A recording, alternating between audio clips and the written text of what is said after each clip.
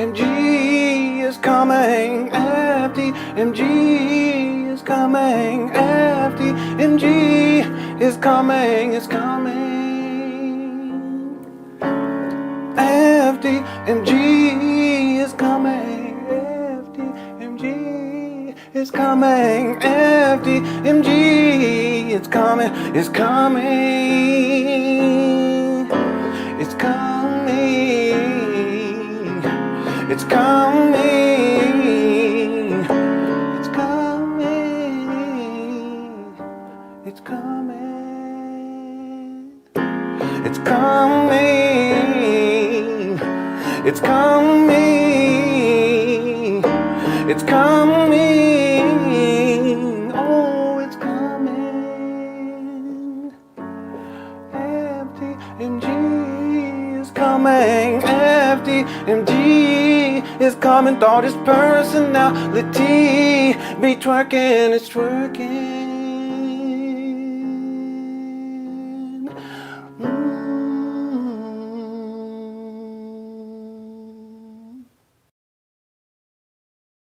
On in, I appreciate it. Yesterday we got into the Big Loon interview, Umar Johnson's Big Loon interview. Today we're going to pick it up where we left off, and we'll finish that up today for sure. Yesterday we got a little blowed off, but you know how we do. And then tomorrow we have a special treat. We have Umar's most recent interview on the Word Radio with Father David, and that's where he changes the grand opening date to 2027. We're barely into March of 2026, and Umar's already changed the grand opening date. And there's reasons for that. He's changed the grand opening date. How's it going? Everyone inside Group Chat, welcome. Thank you guys so much. I appreciate all of the positivity in there. I really do. We really do have something special. So thank you guys so much. Well, I'm not early, but I'm not on time either. but I'm close. I've been working on it. I've really been working on it. Okay. There's reasons why Umar, he does this every single year. The first time he gave a grand opening date was in 2010. He said September 11th of 2013. And then he proceeds to change the grand opening date in 2000 to 2015, then 16, 17, 18, 19, 20, 21, 22, 23, 24, 25, 2026, and then now 2027. And those are all promises that he makes. And the thing is that he knows that the grand opening is not going to take place anytime soon, but he just extends it over and over again. And then what he does is he tells people, he gives people all these different excuses why the school's not open, even though he said the grand opening was September 11, 2013. It's almost 13 years ago. And then, of course, in addition to blaming it on other people as to why it's not open, he extends it further. And then he says things like, well, people keep moving the goalposts on FDMG. He blames everyone else like it's everyone else's fault, including his critics. He says his critics, they keep changing the goalposts. No, Umar stated specifically that he was going to open up a FDMG September 11th, 2013. It was going to be a boarding school. And yes, you will pay in order for your sons to attend. That's what he stated back in 2010. No one's changed the goalposts except Umar. And now renovations, he said renovations were done this year, towards the beginning of this year, but he also said back in 2023, he hasn't shown any proof of that. But then now he's talking about he's going to apply for a certificate of occupancy, which he was supposed to do a couple of Tuesdays ago. Whatever happened with that. So there's always an excuse, and Umar continues to move the goalposts. He continues to change the grand opening date. Meanwhile, he continues to collect money for a school that does not exist. Not one black child has been educated. All right. All right, I want to do something. It's a bit of a retraction, but it's more. I want to give more specificity on something. I want to be clearer about statements that I made yesterday, just because I always want to be fair, okay, and I don't want it to come off the wrong way.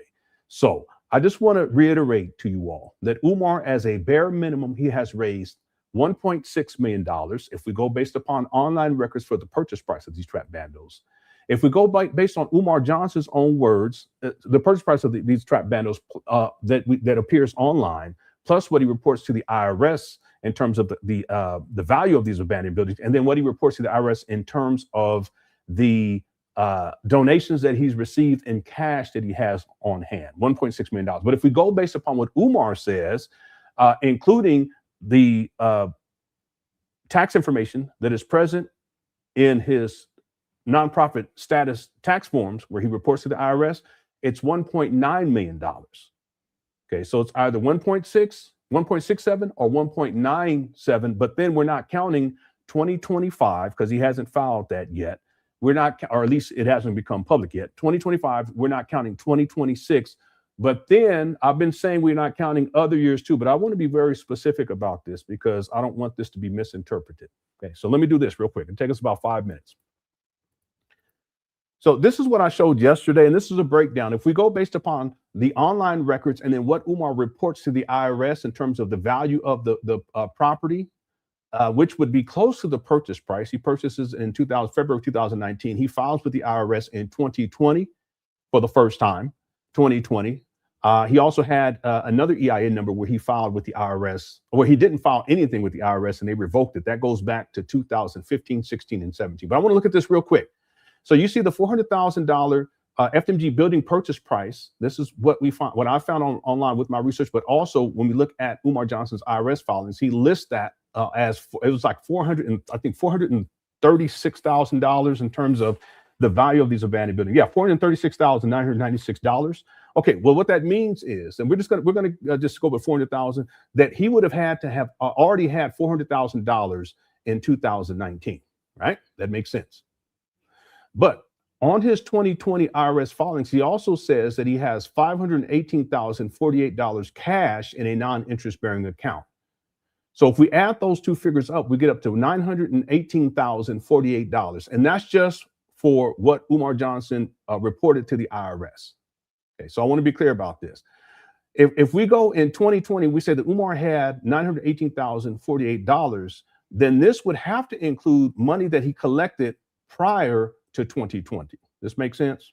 I just want us to be clear about this. I want to be fair with Umar, because it could be argued that this $918,048 in 2020 is all of the money that Umar Johnson had raised up to that point, going all the way back to when he says 2014, when he first started raising money. But I do know that Umar Johnson, he stated that he had received donations in the form of land, and that goes back to 2012. So Umar was collecting donations as early as 2012. I've had people say 2011, 2010, 2009, 2008, 2007, 2006. So we're going to go with Umar's own words here and what he stated in 2012, that land was donated to him.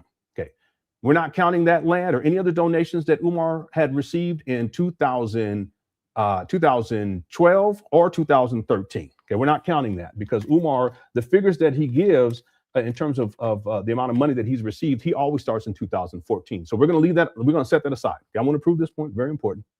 So 2014, from 2014 through 2020, can it be stated that Umar raised $918,048? Yes, absolutely. But is that all of the money that he collected? And the answer is no. And the reason why I can say that is because I have Umar on record in 2017 saying that he would be at $1 million in the summer, by the end of summer of 2017. I want people to think about this. I can pull up the receipt too, if y'all want me to. Hit the one. He stated that he would be at $1 million by the summer of 2017. Well, if it was $1 million by the summer of 2017, that covers the purchase price of $400,000, plus that covers the $518,048 cash sitting in a non-interest bearing account, which totals $918,048. You guys see this? All right, now that's at the end, that's in the summer of 2017. We'll say for the whole of 2017. That covers from 2014 through 2017, that covers the amount, the purchase price plus the cash sitting in a non-interest bearing account. Now watch this. What about all the other years that Umar Johnson collected money? Because we don't even have to count 2018, 2019. We don't count 2025. We don't count 2026. We don't count 2012 or 2013. That's 6 years. Let's give Umar grace. It's 5 years where we're not even counting money. Now you guys see my point? Let's go back to this. $400,000 of purchase price, $518,000 cash in a non-interest bearing account. That comes up to $918,048. And then Umar Johnson states that he had raised $177,000 in 2020. So that gets him up to $1,095,940. Okay, so all of this we can add on to the million that Umar Johnson had stated too, by the way, that he had stated in 2017. Matter of fact, let me do that right quick. We're going to add the $177,892. We're going to add the $116,585 that he raised in 2021. We're going to add the $121,646 that he raised in 2022. This is what he reports to the IRS. We're going to add the $204,822 that he raised in 2023. We're going to add the $84,506 that he raised in 2024. That's another $705,451. In addition to the $1 million that Umar Johnson had raised up until through 2017. And we're not counting the money that he raised in 2018 or 2019. That's $1.7 million. We're not counting 2018, 2019. We're not counting 2012, 2013. We're not counting 2025, and we're not counting 2026, whatever he's raised this year so far.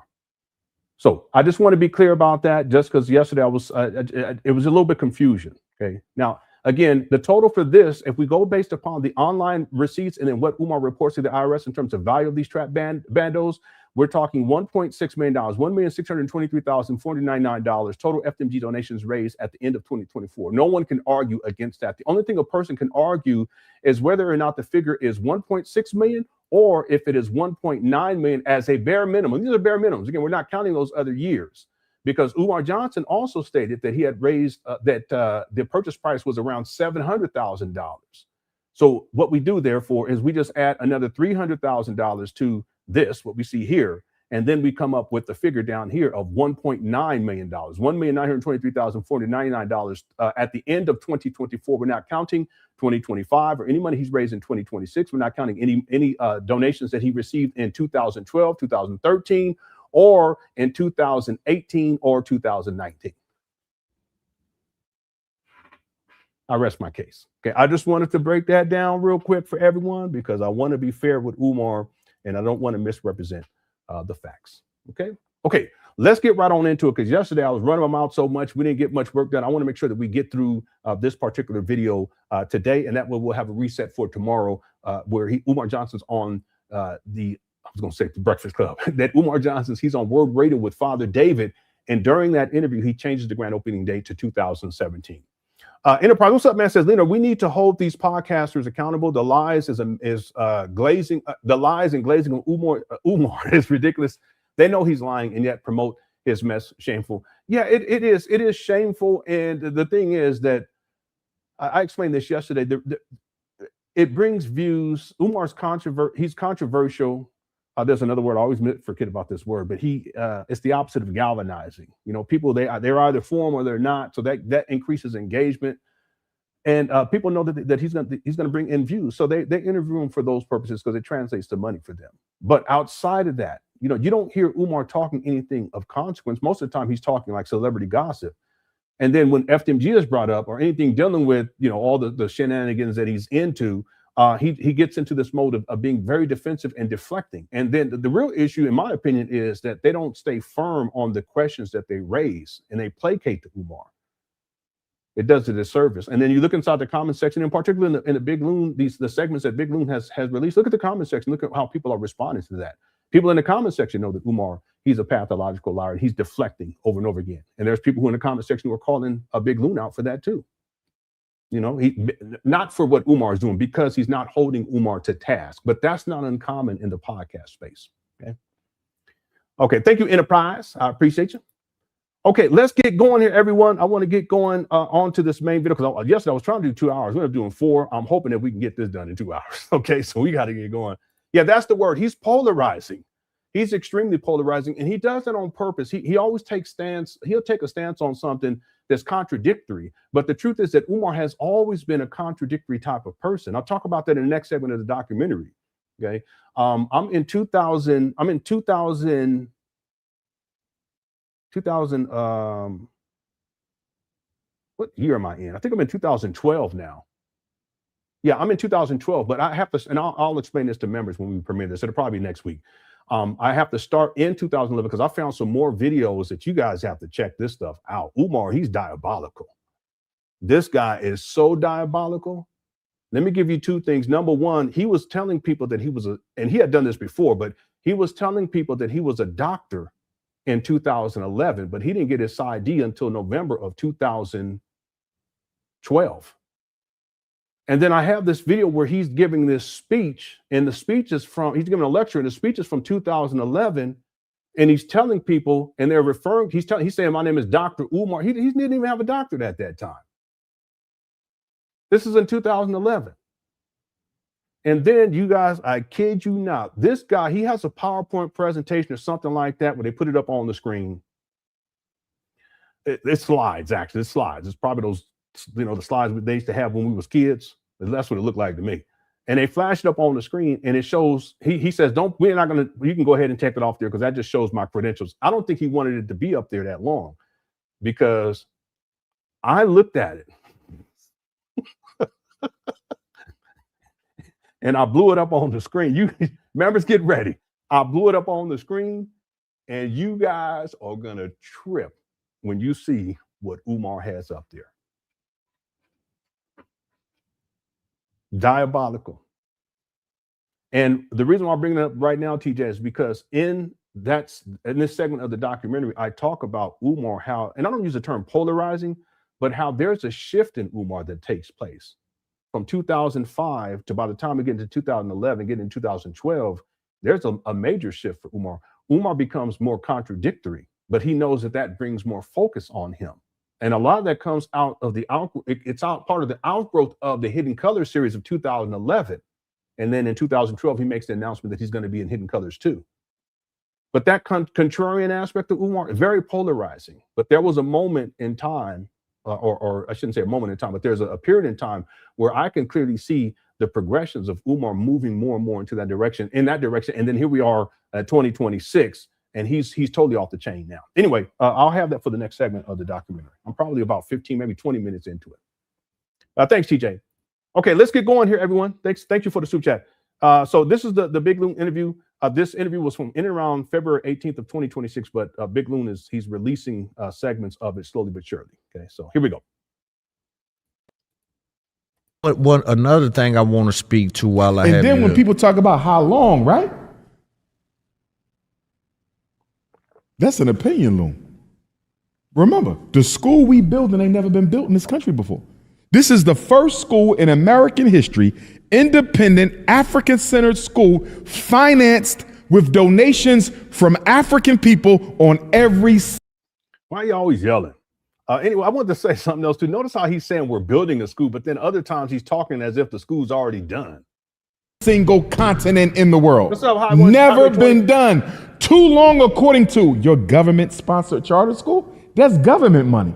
You can't compare this to this. Your home school, that's your basement. That ain't no institution. I saw a hater the other day. Yeah, but Umar, he doesn't have an institution. He has abandoned buildings in Wilmington, Delaware. Hating out of New York, talking about how his homies built 2 schools or something. Where? In a home? Well, Umar, he's so dramatic. Storefront? Basement? This is real buildings here. This is a real school. No, it's not. Those are abandoned buildings. And no, they are not real schools. Those are abandoned buildings. There's no children up in there. There's no teachers, no faculty, no staff. I don't get it. Why does he say these are real schools? This is what this is. Look. Is this Enterprise did this? And I can't remember who did this. I think it was Enterprise. Shout out to Enterprise. Here's what Umar calls a real school. They filmed Thriller up there. That's what they filmed Thriller. This ain't no real school. Look at this.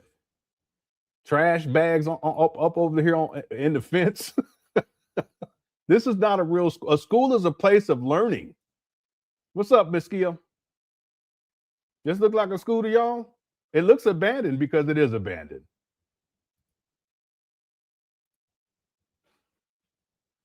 Yeah, Umar, he painted the door. He got some signage put up. But that does not make it a school. This is a bush. It looks like a tree. This is a small gym over here. This is not a school. These are abandoned buildings. Yeah, he did. He got he got a mural put up. Captain Crunch. Look at this. This ain't no school. This is abandoned buildings. That's why the homeless people and drug addicts, they hang out. It's a kicking spot. So Umar, he be talking as if he really has a legitimate still mold up there, a legitimate institution. No, it's not. Yeah, they filmed The Conjuring up there. All the old horror movies from the 70s and 80s. That's where they filmed it at. Thanks, TJ. I Call Cap says the same government you asked to be tax exempt from. Yeah, absolutely. See, Umar, he uses the government for the tax exempt status because it benefits him financially. But then he says we only receive money from black people. Total contradiction. You know, he said we don't want to take white money, people's money, blah, blah. Yeah, but you're going to take the quote unquote white government's tax exempt status for your personal benefit when it comes to this money so that you don't have to pay taxes on it. So which one is it? He's a total hypocrite. Total hypocrite. It's a really good point right there. Thank you for the super chat. Everyone else? Yeah, someone said, yeah, The Shining. Yeah, they Shining. They did the film Thriller up there, Night of the Walking Tuesday. What's up? What's up, Nemi? Hey, how's it going, Alan Gale? Nemi says the interviewers every time do not do their homework about Umar Johnson. Yeah, but the thing is, I think some of, not all, but I think some of them they know. I think some of them they know. There's enough information out there, and I know Big Loon knows because I can tell he watches my videos. I can tell, and not just with this interview. I'm talking about over the years. I can tell. So I think some people, some of these interviewer or the podcast hosts, they know that Umar, he's a con man, he's a liar, and you know this it's nothing more than a school scam. That's what this is, to get money out of black people. And they also know that he's not going to open up a school either. But they have him on anyway. But there are also people who have not done any research, and it's very apparent to me. And then there are people who have done limited research, which is very apparent to me. Okay, in the case of Big Loon, I think Big Loon knows, Nemi, but a lot of these other podcasters, some of them, they kind of have an idea, but they haven't done enough research into Umar. And I'll propose that there are people who have done plenty of research into Umar, podcast hosts and so forth, but they don't care. It doesn't matter to them. They just want to get him on for the views. As another example, Father David knows that Umar Johnson is a scammer. He knows that. So Father David is probably in his 70s. He's been around a long time. He knows. You think Umar is the only scammer to come through? No, especially people in the black conscious space, they've been dealing with these types of scammers for decades now. This is nothing extraordinary. Father David knows this. But he knows that Umar is going to bring him more views. So he'll have him on anyway. So I think it's a mix of things. You know, it's some cases people do their homework. Some cases they don't. Some people are very well researched, but they just give Umar a pass. You know, some people, they've done a little bit of research. They know something ain't right, but they don't know for sure. So they give Umar a chance. You see what I'm saying? But at the end of the day, we know what the deal is. And there's enough information out there for any podcast host or interviewer to get enough information. There's plenty of information out there for them to know the truth about Umar, in particular dealing with the school scam. And that should be more than enough for them to decide not to have Umar Johnson on their platform. He talking about he was debanked. He needs to be deplatformed. Real talk. All right. Thanks, Nemi, for the super chat. I appreciate it. What's up, User 225 says, in the story of the tortoise and the hare, Umar picked the snow bunny over Franklin the all right. You tripping. Thank you for the super chat. Okay. All right. Let's get back to everybody, the Cookie Crush chat. By the way, I don't have a poll question. I'll come up with a poll question as we get a little bit further into this video. But if at any point you guys enjoy this or enjoying this live stream, hit the like button. I appreciate it. We already got 844 people. We should get up to 1,000 at some point. So if you can hit that like button, I appreciate that. And as soon as I come up with a poll question, I'll get it up here. Okay, shout out to everyone inside the Cookie Crush chat. Appreciate y'all. Let's go. Teachers lounge, gym, cafeteria. You compare. Okay, there's no teachers lounge. There's no teachers. There's no gym because there's no students to be inside no gym. There's mold issues as well. And then he says cafeteria. There is no cafeteria on that side of the street, and he knows that. Comparing an institution to a homeschool, and now everybody got this new school thing going on, right? So-and-so opened the school. You know what their definition of school is? A room with some books and pencils. Right. Thank you. A room was, it's like church, right? I got. Yeah, but does Umar have any rooms with books and pencils in these trap bandos? No. You don't even meet that definition. If that definition is so menial, that makes sense. That makes sense. If that definition is so debased, you don't even, Umar, you don't even meet that definition. A school is a place of learning. I already done. Listen, I looked that up years ago. It's a place of learning. Umar, what child have you taught in these trap bandos? You was blazing up there with the homie back in the day, resting in peace. But other than that, the church, and then you go. The church is in your living room. Yeah. You see what I'm saying? Right. There's church, and then there's church. Right. There's schools, and then there's school. it doesn't matter. It doesn't matter where, if people want to have church in their home, as long as two or more are gathered. What are you talking about, Umar? How many children are gathered up there for them to be educated up there at these trap bandos? You see how Umar, he got to take shots. First, he's talking about homeschoolers, but then he got to take a shot at the black church. I get into that next segment of the documentary too, by the way. We have a school. No, you don't. He just up here lying. Yeah, it's not one. Not one child been educated up there. He got everything to say about everybody else. Thanks, Mia. What's up, Contivet? That's right. It's the plug room. All right. Anyway. Let's see. How's it going, Michael? Michael says, hey, Lemon, that's fine. Why doesn't anyone call Wilmington building departments to see if the permit were pulled? Public information, love the intro song. Oh, thank you about the intro song. Yeah, the permits that have been pulled for any work that's been done, that's public record. We looked at that years ago. I haven't looked at it in many, many years. That was like that was after 2019. I'm going to say probably in 2020, 2021, 2022 was when I was I got into, well, really 2021 and 2020, 2021. That's when I kind of got into that. There's a lot of information you can find online. They have a website. I haven't been to it in years, but you can pull up permit information. And there's a lot of work. I know for a fact, even back then, that Umar Johnson was saying that he was getting done, but there weren't any permits that were pulled for that work. More recently, information was sent to me where there's people who were looking into what needs to take place in order for Umar to get the certificate of occupancy, right? And there's specific things. And we went down the list and stuff. It was really, really good stuff. And part of what has to take place is they need to go and pull all of the permits to see what work was done legitimately. And when they go do that, they're going to see that there's not enough permits to cover all the work that Umar Johnson has claims to have gotten done. And then there, inside of this documentation, someone had also stated that these permits need to be closed. In other words, the work needs to be done, and then the permits need to be closed. Something to that effect. Again, I haven't done much research into it on that level. I just go back to when we were pulling it up years and years ago. Some of you guys were around back then. So what that means is that if there are any open permits, that's an issue right there, that he's not going to pass inspection because they have to be closed. And I guarantee you that there are open permits. Okay. Again, I haven't looked in years, but it's extremely likely that is the case dealing with Umar. Okay. So that's all public records. There's a website. We used to go on that website quite often back in the day. I just haven't gone into that in a long time. Most of my research since that time has been specifically dealing with Umar Johnson's history, reaching beyond just 2019 when he acquires these abandoned buildings, and then to present, obviously. I've gone back to Umar Johnson's childhood and brought it all the way forward. In the documentary, we're now in 2012. 2011, 2012. Okay, thank you, Michael, for a super chat. Appreciate it. Okay, and then also, how's it going? Seth says some people just can't accept that they're not African, but spent years trying to be, and here come Umar with the king of ancestors. I don't like to use that term because I have ancestry who came over from Africa. I have ancestry that came over from the Philippines. So in a sense, I'm a tether then. That's why I don't, but to each his own.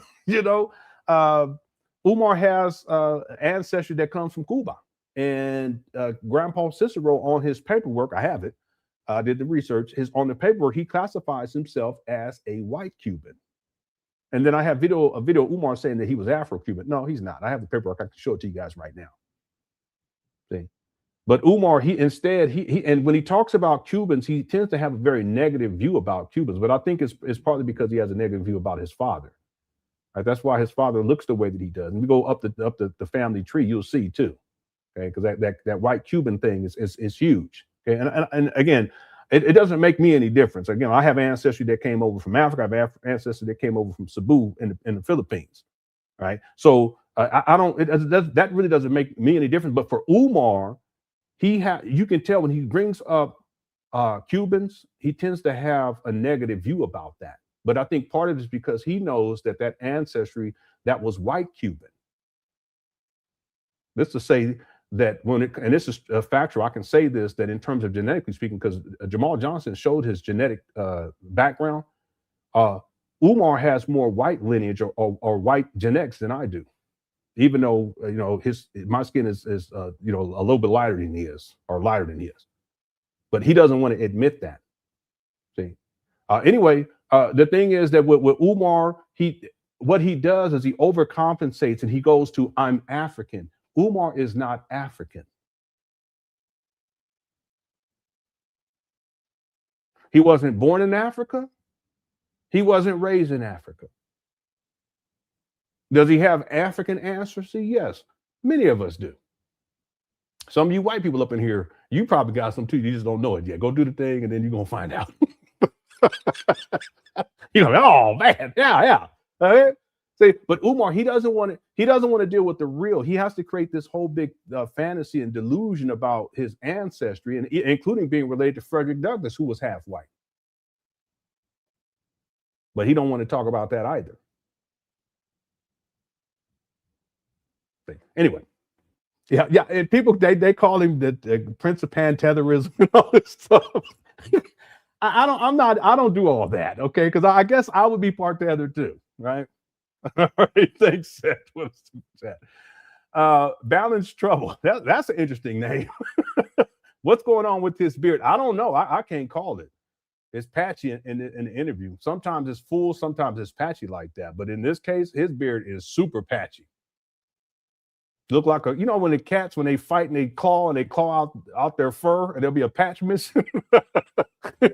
Umar looked like a cat was fighting his beard, or fighting it, scratching his beard up. Yeah, I don't know. I can't call it. Listen, I wouldn't even go on if my beard was mangy like that. I wouldn't even go on no platform. I would cut it off or something. Put on a mask, a ski mask. I don't know. All right, thanks, Balanced Trouble. That's an awesome name too. I'm Balanced Trouble. I'm not just trouble. Okay. Kingdom BS says some hosts are giving him a platform to build a case against himself so Lenon can point out the inconsistencies. Yeah, there's probably some people who have done that, and some hosts that have done it, and not just so that I can point out the inconsistencies, but other people can too, because there's plenty of other people who are critics of Umar. So yeah, I think that is part of it too. There was a time where I actually thought that Father David was on the cusp of turning against Umar. Anybody remember that hit the one? Because he was kind of taking shots at Umar.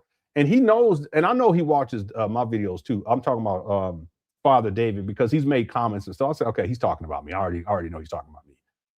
So it's possible that he still has Umar on for that purpose. So that, and we'll get into that, the most recent interview with Umar on Father David's podcast. We'll get into that tomorrow. It's possible that he has Umar on so that we can point out the inconsistencies. He still gets views, but he doesn't want to ruffle Umar's feathers too much. He doesn't want to call Umar out. Put him on blast 100%. He's not going to do that. But maybe he has him on anyway so that other podcasters can call out the inconsistencies. Yeah, that's a good point. Thank you, Kingdom Beers. Enterprise says, I called, no inspection of occupancy submitted. They don't know him or those mandos. Okay, I'm not surprised. I'm not surprised at all. I'll take your word for it too. I'm not surprised. I'm not surprised by it at all. See, remember, Umar he stated that he was going to put in the certificate of occupancy. It was on a Tuesday. It was, what was it, about 3 weeks ago? Maybe it was about 3 weeks ago, something like that. But he hasn't told people that certificate of occupancy has been put up. In fact, he's telling people that as we prepare. Let me see if I can find this right quick, Enterprise. Hold on one second. Y'all give me a moment. I meant to screenshot this and have it, but I forgot.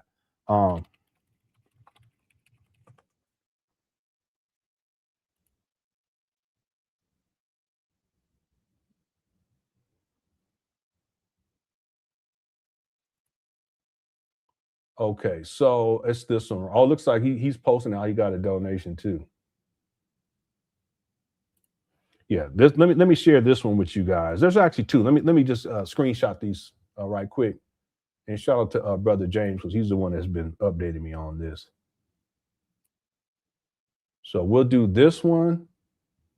Is this the right one?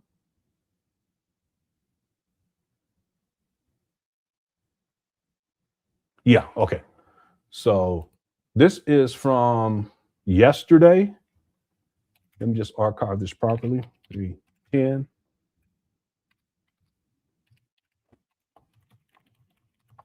Inspection.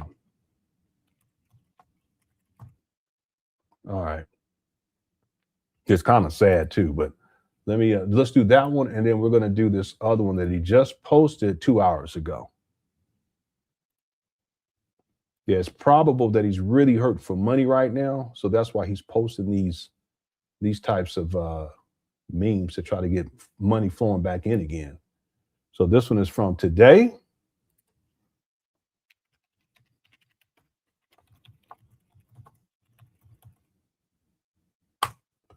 All right, so let me pull up each one of these. We'll go to the one from yesterday first.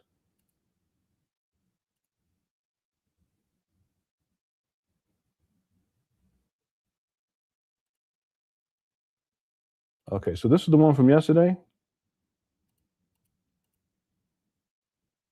So let me read this to you, because this ties to what you're saying, Enterprise. So FDMG Academy, hashtag Dr. Umar School for Boys. And then it says clear truth. And then it says, I saw your name written on one of the boxes while I was sweeping out the school today. Okay, why are you sweeping out the school on today, which would have been yesterday? I thought renovations were completed.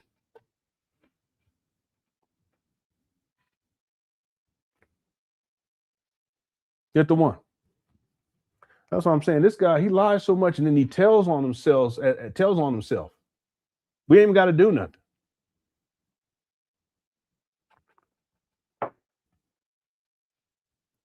We ain't got to do nothing. What's up, Afro-Punk? All anonymous lady, all he does is he lie. He lie and he lie and he lie. I don't understand. He don't have to do all that. What's up, Coco? He ain't got to lie all like that. This guy, he lies so much.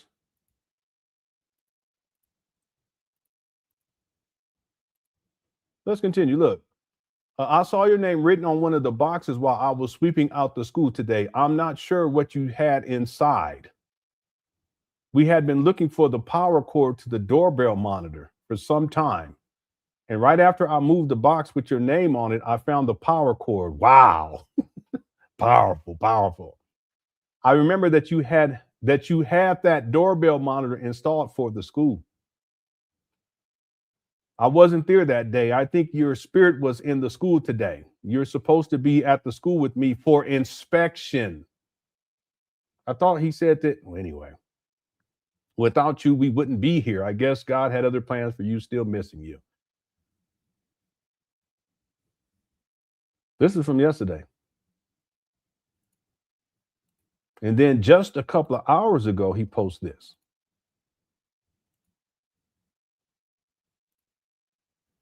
Thanks for donating $100 to Frederick Douglass and Marcus Garvey RBG Leadership Academy. $100 to Frederick Douglass and Marcus Garvey RBG Leadership Academy. It's time for me to start giving them back. This is going to be monthly. Thank you, brother, for everything. We love you out here. Huh? It's time for me to start giving what? Donations back? Does anyone understand what's going on here? Yeah, he got 30 likes. Yeah, the black accountant. Umar got, because everyone else is a struggle streamer, right? Everyone else is a struggle streamer, But he has over 1 million followers on Instagram, and he got 30 likes. Boy, that's crazy. Yeah, he has 1.2 billion followers. Yeah, I know someone said it up here too. He says he ain't missing her. He missing her donations. That's real talk. That's real talk. Oh, my mama. Yeah, I don't know what he's saying here. Because it says the donations, and are these two separate donations? Yeah, it looks like these are two separate donations for $100. It's time for me to start giving them back. This is going to be monthly. No, wait a minute. It says thank you for donating. Oh, yeah, I think that's what he's saying. Thank you, brother, for everything. We love you out here. Maybe this is, I don't know. Maybe this is the person who sent the $100. He's saying this. It don't make no sense.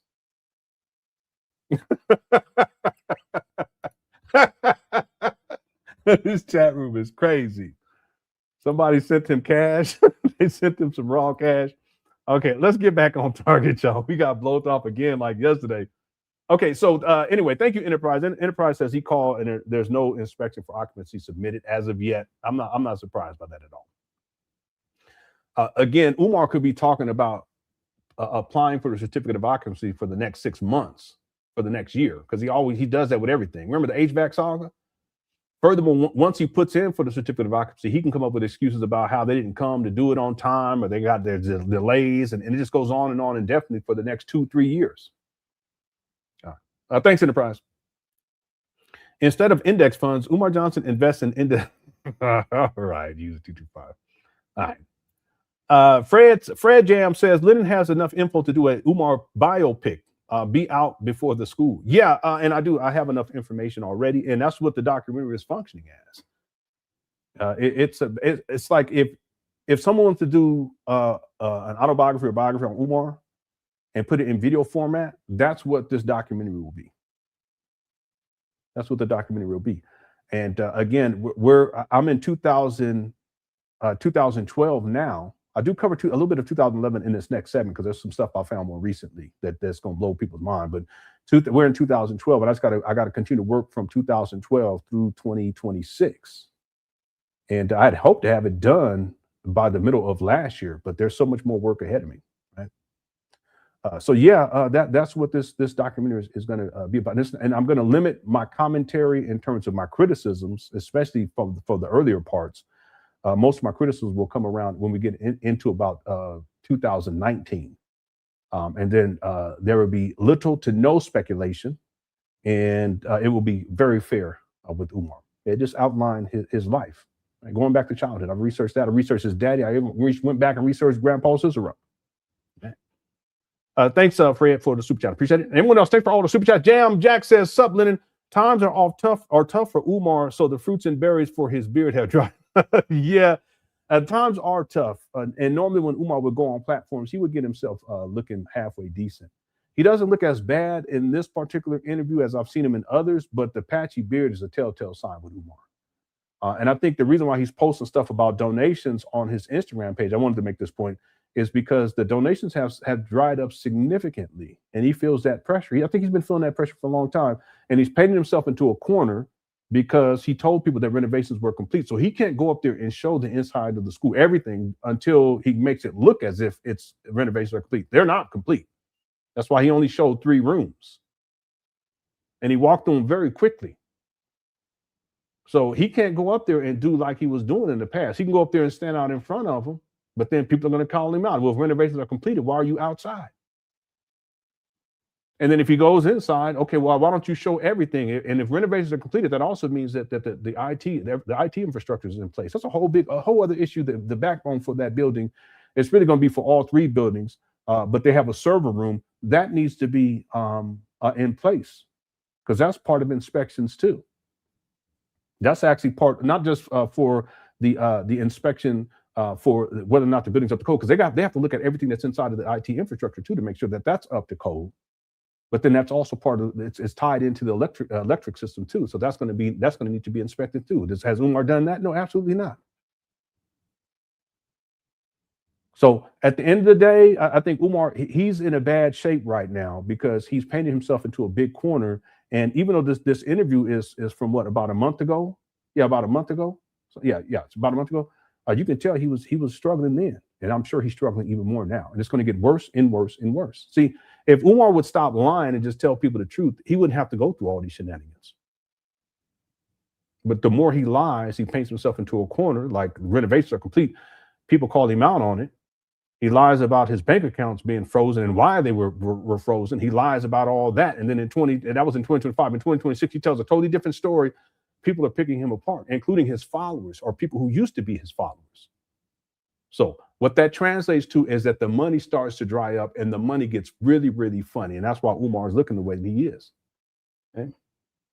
All right. Thanks, Jam. Okay, let's get back to it. Thanks for all the super chats, everybody. Here we go. Do you think with everything that's being said, and also why I want to clarify something, because I do see one of your detractors, and again, I understand how this works, man. A lot of people, they form a confederacy. Yeah, and they want to come up off your name too. Yeah, because they make money from the YouTube thing, right? And so I'm feeding like 20 families on the internet, bro. Right, but I do want to clarify. Let's be clear about something. Umar, you don't even feed your own family. So, and so don't overstate, because anyone can get online and talk about you. But people who've done research on you, they're deserving of the support that they get based upon the amount of time that they put in. You guys realize I've put more time into exposing Umar than he has with these trap battles in Wilmington, Delaware, and bringing them up to code.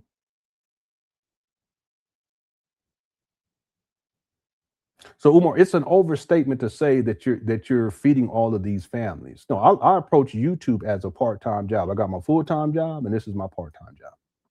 I'm actually at a point in time on YouTube where I can flip that. I can get a part-time job and do YouTube full-time and be perfectly fine. But not today.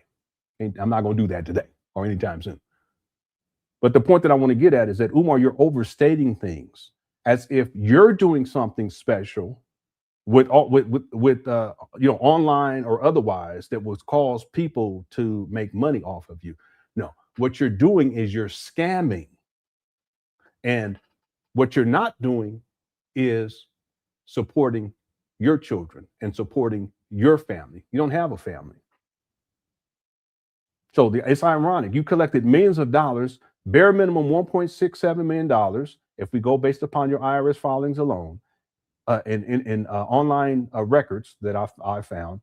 But if we go based upon your word plus those things, it's $1.97 million, not counting 2025, not counting 2026, not counting 2018, 2019, not counting 2012 and 2013. And yet you don't feed your family. You living off of your mama in Section 8 housing in your mama closet. Now, the truth be told, Umar, if you weren't involved in these nefarious activities and you weren't a scammer, then no one will be talking about you like this and exposing you.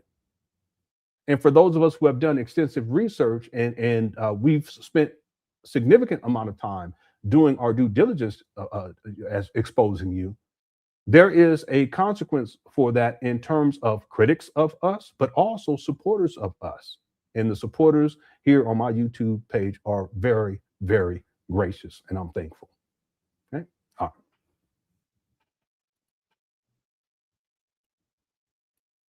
Everything that's being said, and also why I want to clarify something, because I do see one of your detractors, and again, I understand how this works, man. A lot of people, they form a confederacy.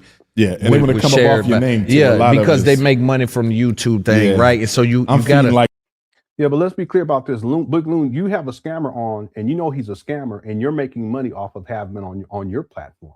So let's be clear about that. Furthermore, there's a lot of people on Big Loon's page, supporters of Big Loon, who are calling him out for that. So stop placating to Umar. The other thing, I want to make something else clear. If I didn't do so well on here on YouTube covering Umar, and the financial support wasn't there like it was, people wouldn't even bring up me making money. They wouldn't even bring it up. What I found is that people who are doing well covering Umar, they're not worried about other people and what they're doing and how much money they're making covering Umar. But people who aren't doing as well, those, in general, that they have issues with people who are doing better. Okay, that ain't got nothing to do with me. I'm here for the Cookie Crush chat. Hit the one. The other point, though, is that when I started doing Umar Johnson videos, I wasn't monetized. I didn't have a Cash App. I had a PayPal, but I didn't promote it here. We didn't have Super Chat wasn't a feature. Super stickers weren't a feature. And I did this just off the strength of doing it. Many of you guys were around back then. Hit the 3. So the argument that it's just about money, that it's just not true. Now, is it something is it a motivating factor these days? Yeah, absolutely. I'm not gonna lie about it.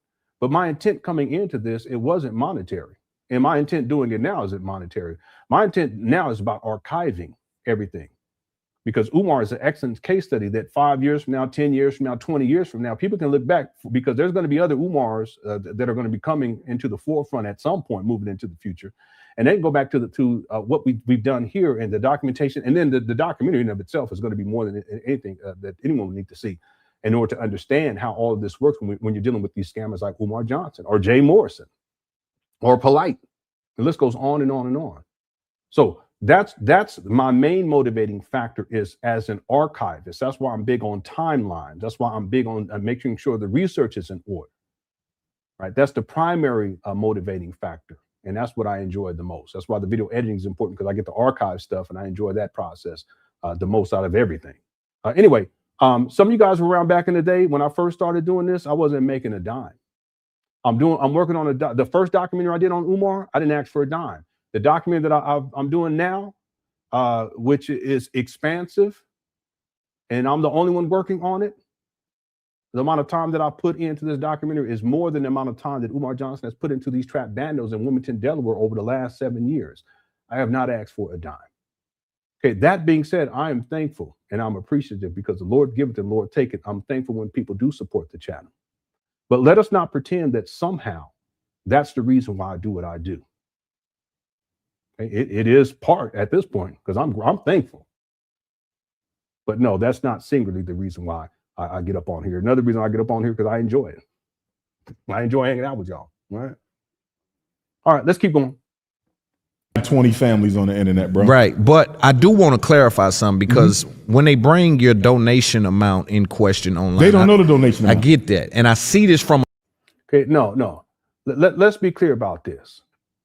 No one knows the total amount of donations that Umar Johnson has received, but I know the bare minimum amount of donations that Umar Johnson has received.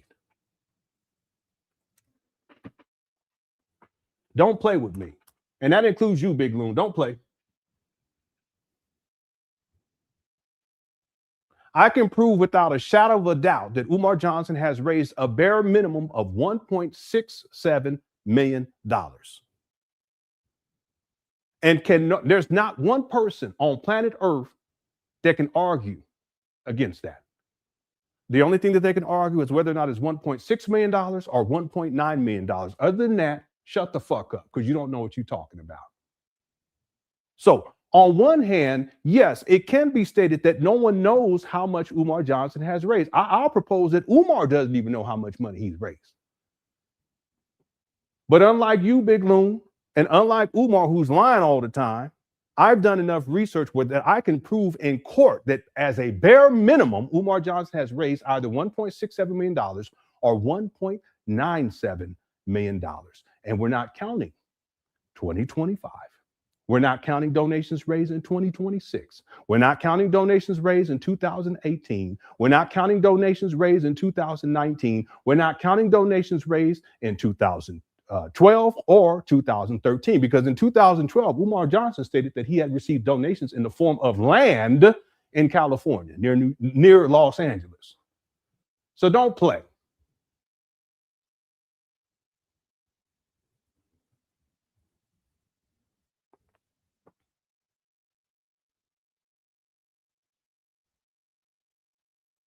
See, let me tell y'all something. It's insulting.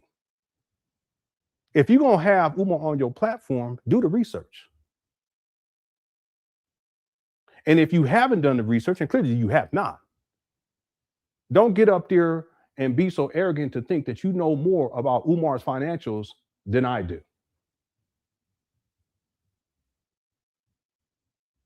Or that any other critic of Umar who's done the research, and there's plenty of them that have, than they do.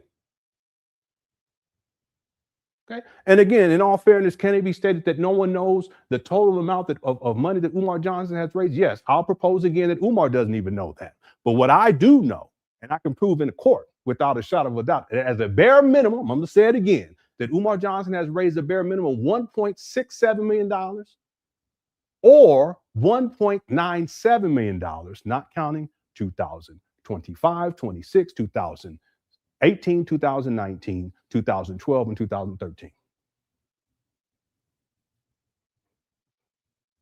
All right.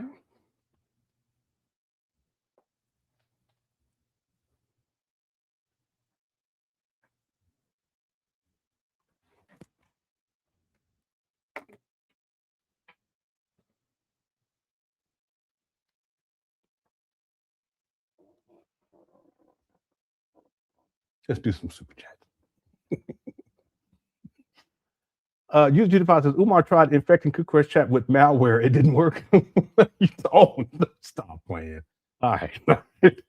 Kingdom says Umar is not cutting any checks. He's just yeah. Umar is not cutting any checks. He's just a subject matter. Absolutely. But he has to go with this whole other thing. That's the thing. It's like there are people who all they may cover is, let's say that all they cover is Donald Trump. Does Donald Trump get online and says all these people who are talking about me, I'm feeding their families? No, that's not how that works. It's social media. But somehow Umar, he acts like he's some big mob boss who's cutting checks for people who cover him on YouTube. That's not how it works. And there are plenty of people who cover Umar and they don't get the type of financial support, and they just have to take the time to build up their platform like I've done for many, many years. And that's in part why one of the reasons why I'm successful here on YouTube in my own little niche, because that's what it is. It's a niche. Anyway. Thank you for the super chat, Kingdom Biz. Seth says, bingo. All right. Shout out to Seth. Hope you're doing all right. Estevar says, Umar, I know you watching. Call in and I'll donate. Yeah. Umar, if you want to come on in, come on in. Homeboy, you're welcome to. He would never, Umar. You would never. Do you really think? You really think I would?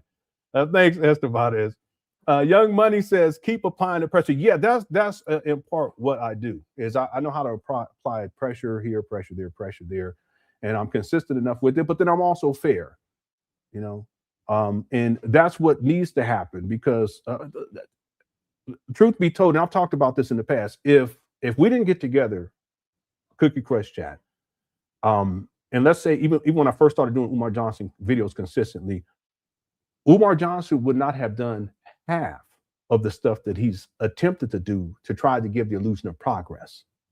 But because we've applied pressure over the years, and other people, other critics of Umar have applied pressure to Umar, it's caused him to have to do things that under normal circumstances he would never have done.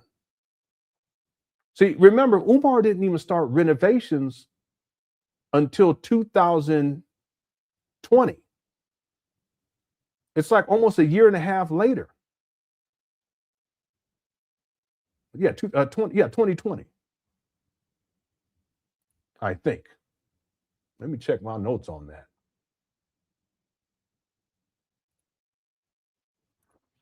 And see, part of it was that we were criticizing him because he would just go up there and walk around in the dark, and we said, you need to get electricity turned on. He ends up getting electricity turned on. That wouldn't have happened. It would have happened, in my opinion, would have happened later. Same thing with starting renovation. We're like, well, why haven't renovation? This is one of the big things we talk about. Why hasn't renovation started yet? It makes no sense. And we kept harping on we were applying pressure. And then what does Umar do? At a certain point, he announces that renovation starts, that he started renovation. But I'll propose that if we hadn't done that and applied the pressure, Umar would have been content with just waiting another year, another 2 years to start renovations. And here we are 7 years later, and he's telling people in 2026 that renovations are completed, even though we know that it's not true. But it's because of the pressure that we applied. Let me see here right quick.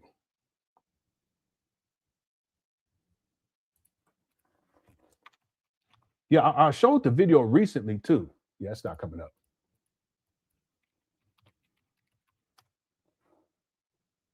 Yeah, it's not coming up. Anyway, I thought it was 2020. I don't think it was 2022. Let me try one other thing real quick.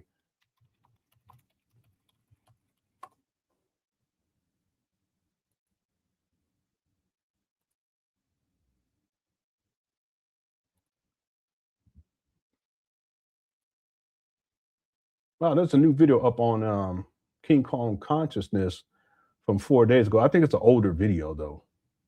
It only got 4 days. It only got 2,400 views.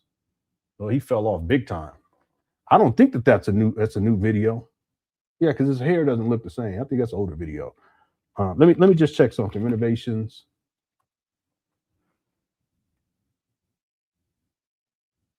Yeah, renovations started August 3rd of 2020. He acquires these trap bandos February of 2019. So I was right. It's about a year and a half later.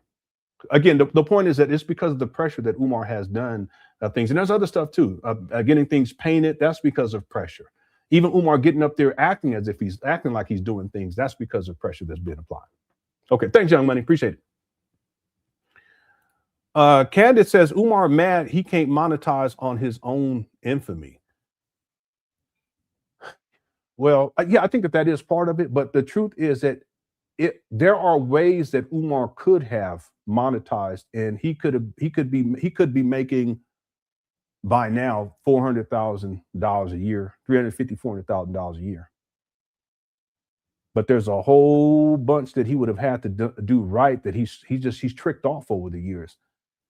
Could he still pull? I think he could still pull it off, but I don't think he would be making that amount of money. He would probably max out if he did it the right way. He could probably max out around $250,000 a year. And he wouldn't have to worry about scamming or FDMG or any of that stuff. But he would have to have a total life change. And then he would have to learn the technology and then learn about how social media works and then be consistent and not be lazy. See, it's easy just to get online in front of these abandoned buildings and beg for money, but to get online and actually run a show, in my case, run a show for 2, 3, 4, 5, 6 hours, and there's engagement in the chat room the whole time. There's 1,000 people in there. That's not easy to do. And I know that when I first started, I couldn't pull anything off like that. But I've worked at this for many, many years, and I've developed the skill set to do it. Umar, he could do the same thing, but it would take him some time. But yeah, he could monetize even with all of the infamy. He could still monetize. But he would have to make some serious changes, including in his rhetoric. He would have to change at least some of his rhetoric. I don't think he's willing to do that. It's a missed opportunity for Umar. His heyday too, by the way, that was in 2014, 15, 16, 17. I would say that's his heyday. And then stuff starts to decline. He gets an uptick in 2019 when he acquires these trap bandos. 2019, by 2020, people start asking questions again because there's no real progress. And then here we are in 2026, and people ain't feeling him like they used to. Real talk. But he could still be very profitable online, but there's a lot that he would have to change. And that's one thing about Umar is he's not open to change. Right? He's not humble enough for it. Got to stay humble. Thank you, Candid. And if you're not, you have to develop it. You know. Thanks, Candid. Candy. YouTube Father says, my rep sent me a restraining order. What do I do? I don't know. What are you talking about? Thank you, YouTube Father.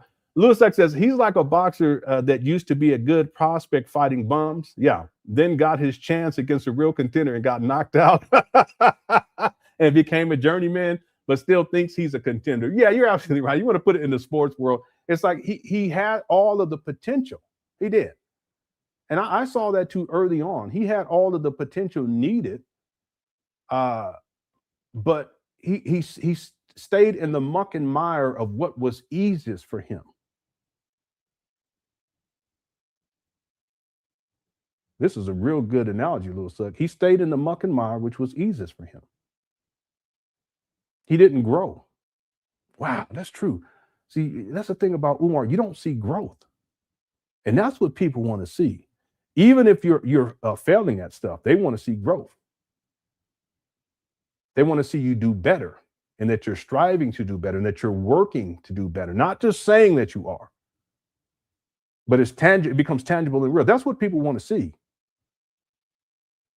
But see, Umar, he got stuck in the muck and mire of what was easiest for him, which really came down to, let me try to see how I can get money out of people the easiest way possible with the least amount of effort.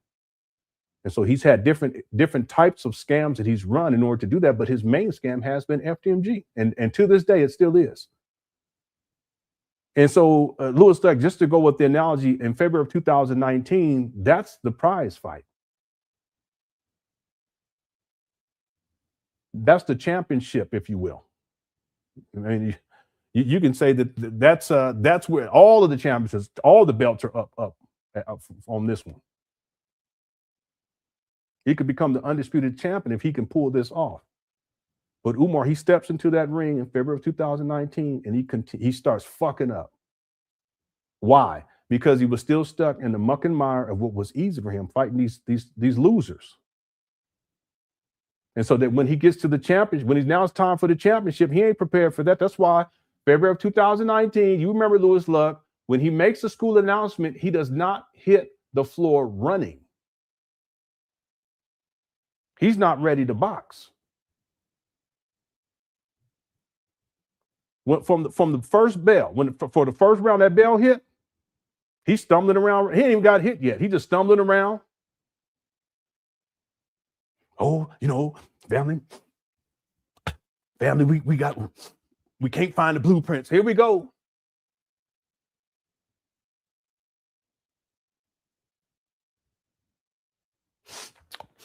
Family, we need the money. We need the money. Okay, here we go.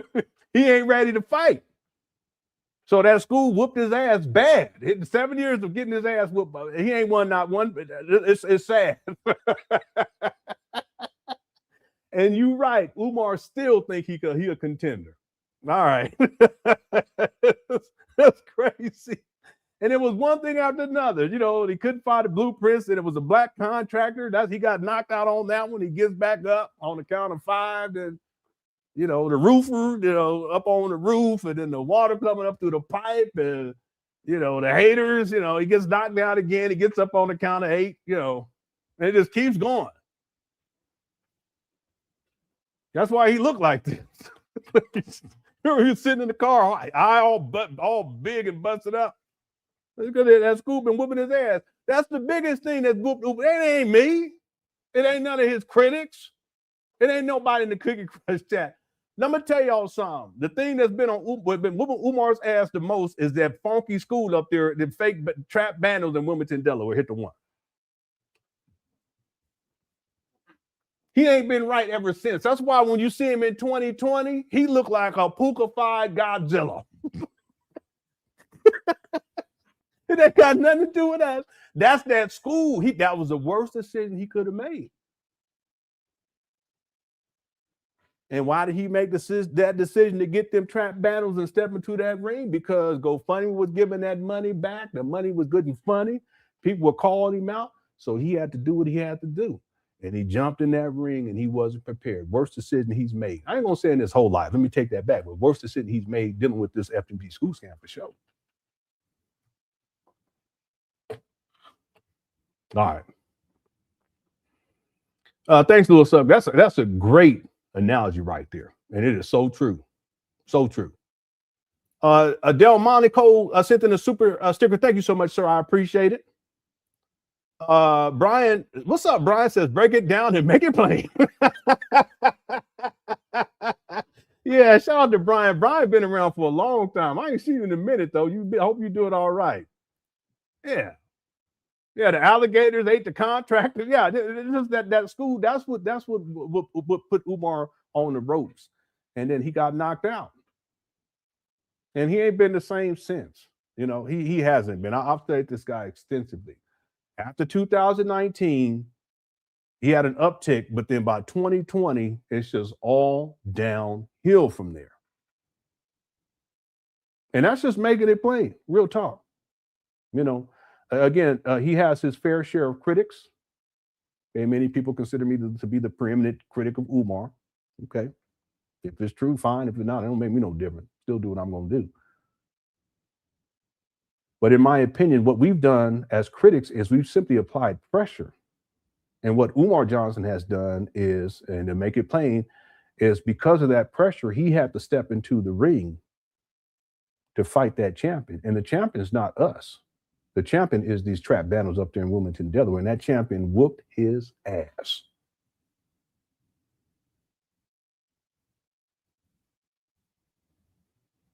Ain't that deep? Everything that Umar Johnson has been working up towards since 2004, when he said he conceptualized FDMG, and in 2005 in the UNIA letter, he says, I'm thinking about building a small organization or organizational structure where that could be an organization associated with a building. He wanted his own building. He wanted his own division. You guys know that? Well, that his own division would also include his own building in the UNIA. Okay, that's the precursor to FDMG. You think about this, 2004, 2005, he puts in his resignation letter. Everything that builds up for all of those decades from 2000, for over a decade, from 2004 up until 2019, all that he's done, all the money he's collected, all the lies he told, all the promises that he didn't keep, all the boastful pronouncement about how he's the greatest of all time and big. Here we go. Yeah, I'm the greatest. I'm the greatest. Yeah, but you got in that ring in February of 2019 and FDMG, those bandos knocked your ass out. And you ain't been the same since. And that's keeping it play. That's deep because that's what he was working for, right? But in the deep, that what he was working for, it ain't even working, what he was scamming for is ultimately what takes him out. All right. Shout out to Brian. Good to see you, bro. Thanks for the super chat. Unit 225 says math quiz, super chat. What's 70,000 minus 1,400? What are you talking about? I don't even, let me just move on because you're probably saying something. All right. Big Dog says Umar is the new Al Sharpton scam 100. Well, the thing is, Umar's been at this a long time. So is what Umar Johnson is what he's doing, is it new? No.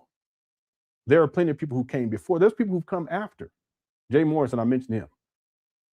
But the thing with Umar is that I haven't seen, and I could be wrong about this, but I haven't seen a scam run this long without producing anything of consequence. Can anyone think of anything else? Because Jay Morrison, his scam didn't run this long. He made a lot more money. What was it, $11.5 million, something like that? But it didn't go this long. Polite was running scams, but it didn't go this long. There's plenty of other people too. Pocket Watcher, he covers a lot of that stuff. He's really good at what he does. So he can give a whole extensive list. But this long, I can't think of anything that has gone on this long. So I think Umar's unique in that way. But does that mean that someone else isn't going to come along after Umar's done? Well, no, there'll be someone else who's going to come and attempt to do what Umar has done and is doing. But yeah, that's why I'm saying Umar, it's not as if the amount of money that Umar Johnson has raised is on par with someone like Jay Morrison, but the length of this far outweighs Jay Morrison. And I haven't seen anything go on this long. And again, like I said, the bare minimum, $1.67 million, or if you go with Umar Johnson's words, $1.97 million. And again, we're not counting 2025, 2026, we're not counting 2018, 2019, and we're not counting 2012 or 2013, or any other money that Umar Johnson collected prior to 2012. Okay. Thanks, Big Dog Status. Umar's taking shots at Al Sharpton too. I don't know if I had that in that segment where I talk about how he goes in on different people. Yeah, but he's taking shots at Al Sharpton. Thank you for the super chat. God's Noel says, to raise money, Umar should start selling FDMG as very complete t-shirts. yeah, FDMG is very complete. He was selling FDMG pillows though.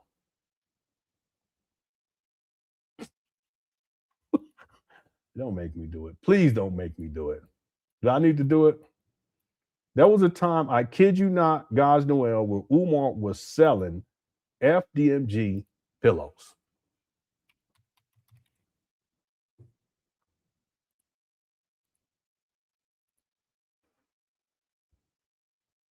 I really don't want to do it. Y'all hit the one if you want me to do it.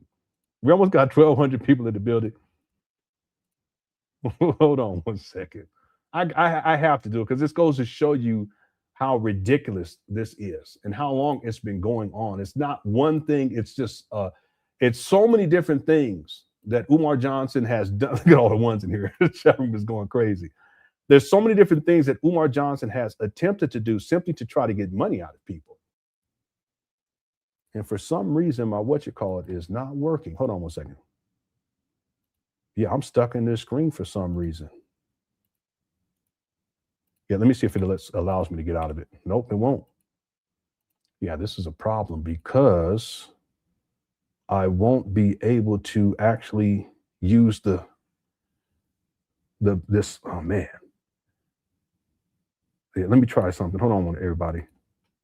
Let me see what it does. Yeah, it won't let me do anything.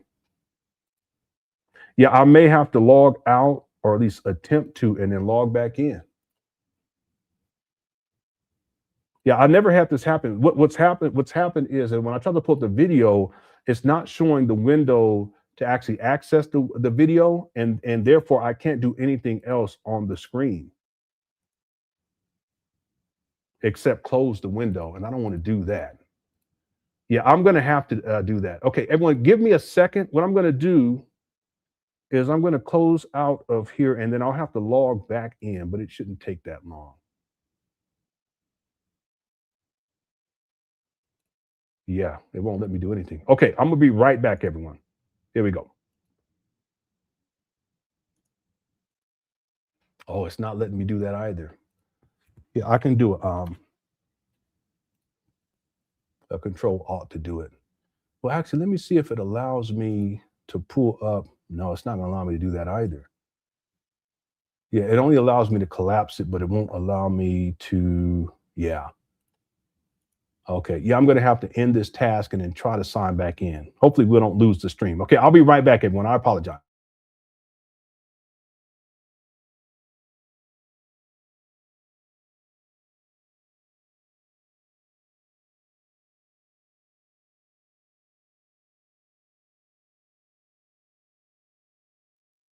Okay, I'm back. Can you guys see me in the chat room? Let me know.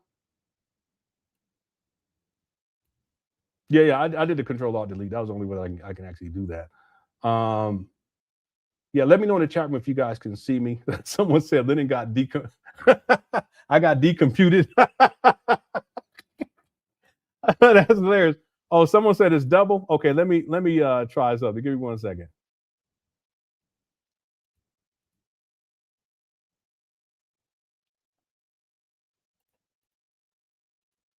Yeah, it's still not working properly. Okay, there we go. Yeah, can you see me full screen now? Okay, it should be working now. All right, let me pull up the video that we're covering. somebody said I got decomputered. that sounds about right. All right, let me pull up the appropriate video. I think it's this one right here. Okay, and then let me skip through to where we were kind of at. I'm gonna play it, and then I'm gonna pull up this other thing about the pillows. Relevant institution. School, bank, hospital. Everybody got this new school thing going on, right? Setbacks. They've never been in the dark. Debank me. So you are not supporters at all. Okay. Wow. See what they're peddling is there's a class The action narrative lawsuit. is we're the supporters and we got issues. Is this the right one? Did we cover this yesterday? Because I thought we were at the 19-minute mark. Let me see. Everybody got this new school thing going on, right? So-and-so opened the school. You know what their definition of school is? Okay, A room let me go find this. I'll be right back. with some books and pencils. Right. A room it's like church, right? I got a church. And then you go, the church is in your living room? Yeah. You see what I'm saying? Right. There's church and then there's church. Right. There's schools and then there's schools. We have a school. Right. Let me ask you this. Do you think with everything that's being said, and also why I want to clarify something, because I do see one of your detractors, and again, I understand how this works, man. A lot of people, they form a confederacy Yeah, and they want to come up off your name too. Yeah, because they make money from the YouTube thing, right? And so I'm gotta, feeding like 20 families on the internet, bro. Right, but I do want to clarify something because when they bring your donation amount in question online, they don't know the donation amount. I get that, and I see this from a lot of them, and I want to clarify that because they use my platform, they use one of our conversations, and so I want to clarify for the record, if there's an investigation going on or whatever's going on, I want to clarify this. A lot of people are saying that at a certain point you said that you had not took in $1 million. We've never had $1 million at one time. No, right. But that's not what all I'm saying. Okay, notice real quick, Umar's crafty, and Big Loon should have picked up on this. What Umar says, he doesn't say we haven't raised $1 million. He says we haven't had $1 million at one time. Y'all see that? Hit the one. Let me play it again.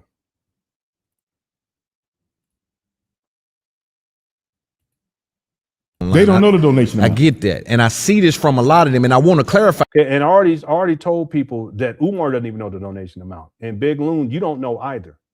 And what my research shows as a bare minimum is $1.67 million. If we go based upon Umar Johnson's, if we go based upon the online receipts and his IRS filings alone, but if we include Umar Johnson's own words, wherein he said that he purchased trap banners for around $700,000, then that would mean that at a bare minimum, Umar Johnson has raised $1.97 million.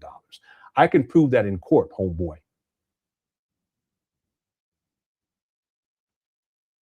You can't challenge my research either. You if you want to, you can come on my platform and challenge my research if you want to. And we can actually pull up the videos that you're talking about and you can challenge me. You won't win though, because I've done the research. And that much is clear that as a bare minimum, you can go with $1.67 million or $1.97 million. And we're not counting 2025. We're not counting 2026. We're not counting 2018, 2019. And we're not counting any donations that Umar Johnson received in 2012 or 2013.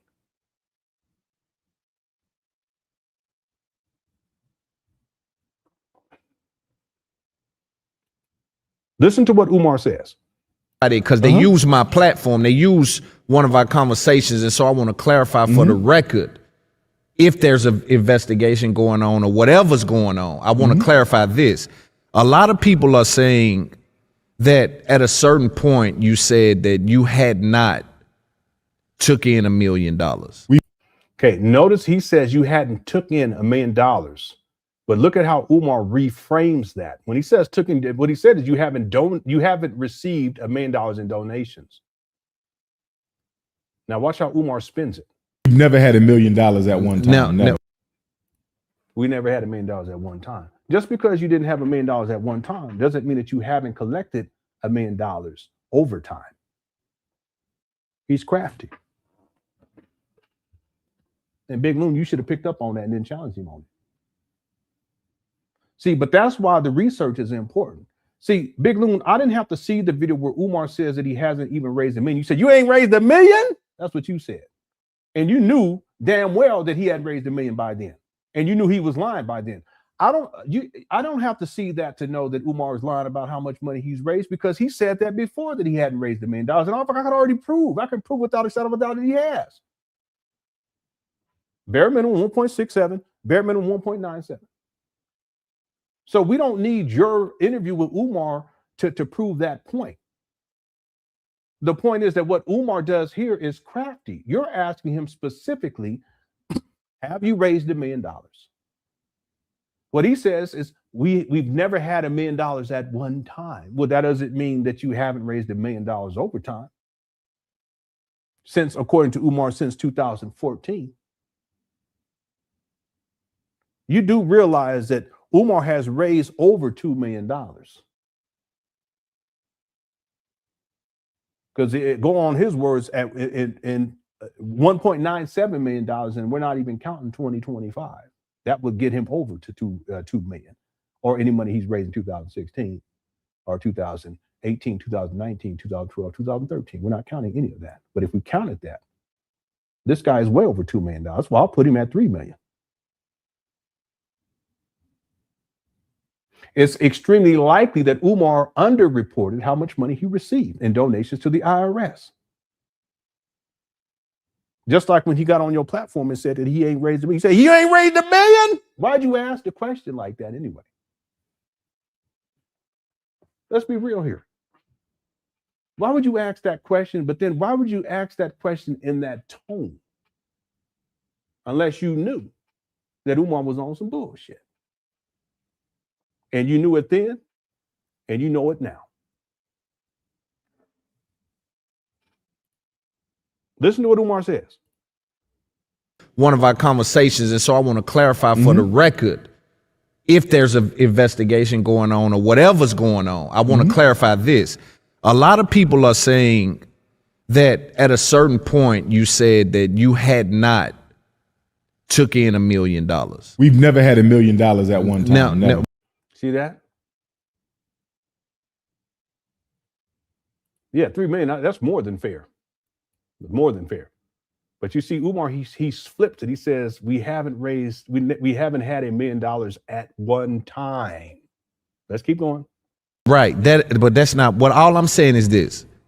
They got the dates wrong. So they're using a date of an upload date on YouTube. And it was upload for the second or third time at that point. Yeah, and I did make the correction on that. People remember that. And even with that correction, Umar had raised $1 million by then. Okay, listen, this is why I'm saying you got to do the research, Big Loon, because real talk, you don't know what you're talking about. You don't. Let me pull this up one more again.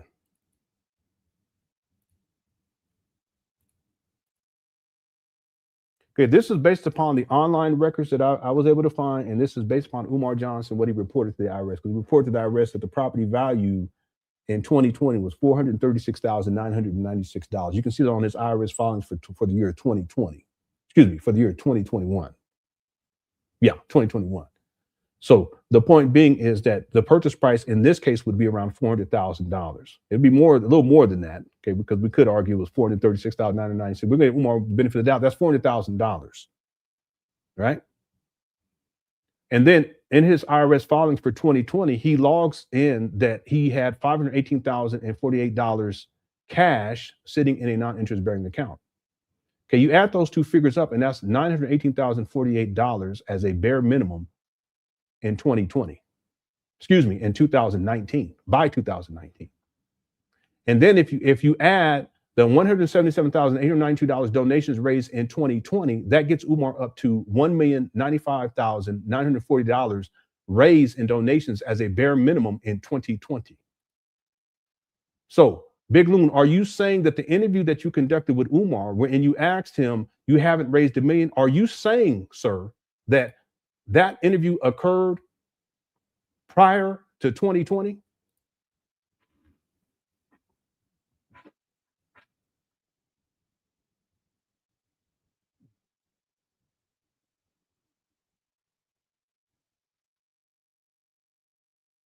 No, it didn't happen in 2020. It didn't happen in 2021, which would be more money added.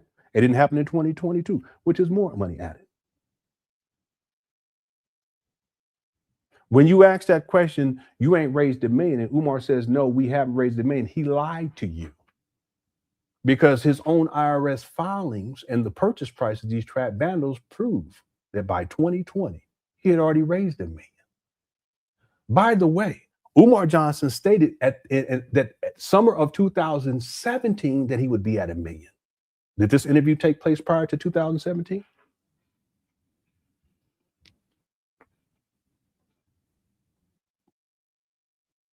Do I need to pull that receipt?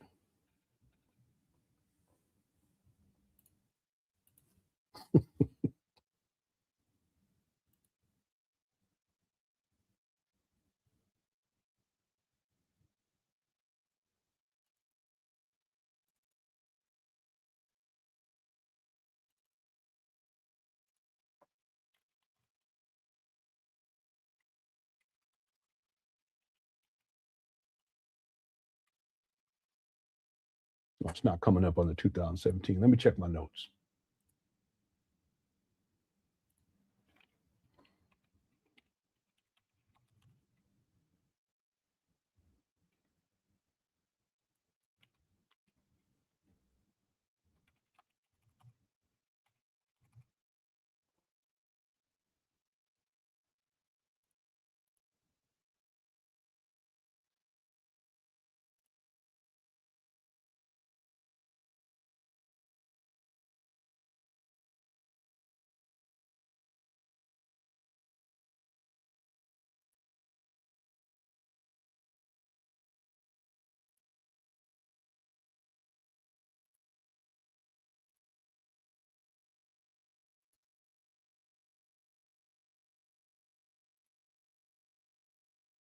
Yeah, it's not coming up, but I do have this other one. Let me pull this other one. This is from 2017. I think this may be it. It's him in Memphis, back-to-back Memphis. Victims that their suffering was out of existence. You don't cut it out. Okay, we're gonna go to the 1 hour and 17-minute mark.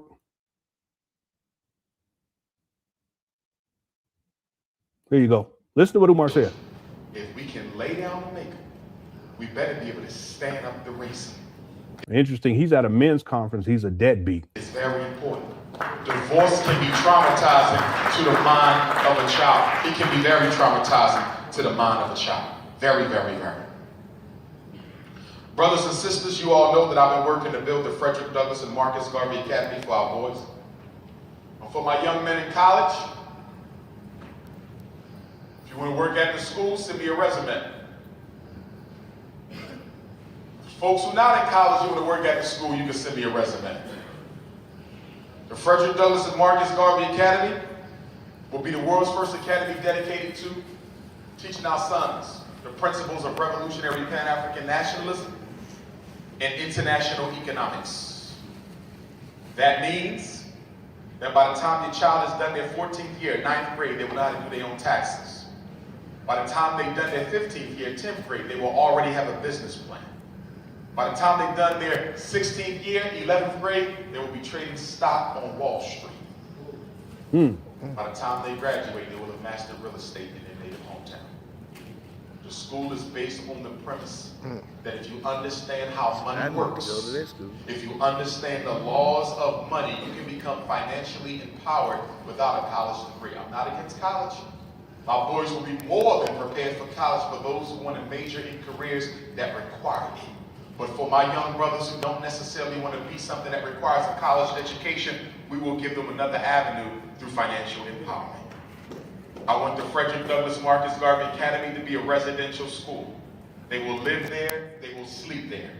This is important because education should not stop at 3 o'clock. At 3 o'clock, when they get out of school, using this, they're going to learn how to use these. 3 o'clock until dinner time on Monday, they learn how to fix cars. 3 o'clock until dinner time on Tuesday, they learn how to farm in agriculture. 3 o'clock until dinner on Wednesday, they're learning African martial arts. You understand?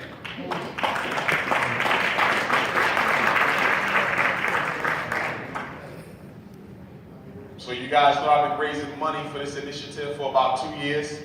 We've raised over $700,000 in that amount.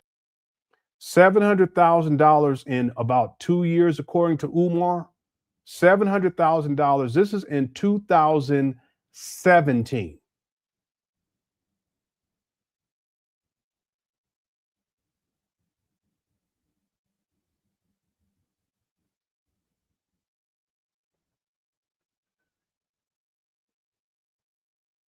You ain't raised $1 million?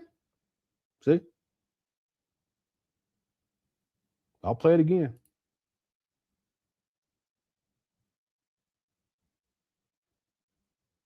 Look, they even had white people in the audience. You see that? Crazy.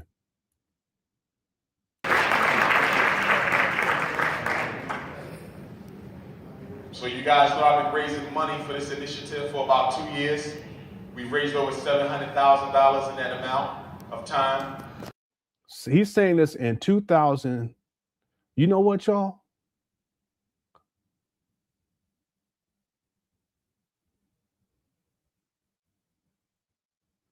If you look, well, you know, I'm going to have to do some more because if you look at the actual poster back there, it looks like it says November 19th of 2016 hit the one.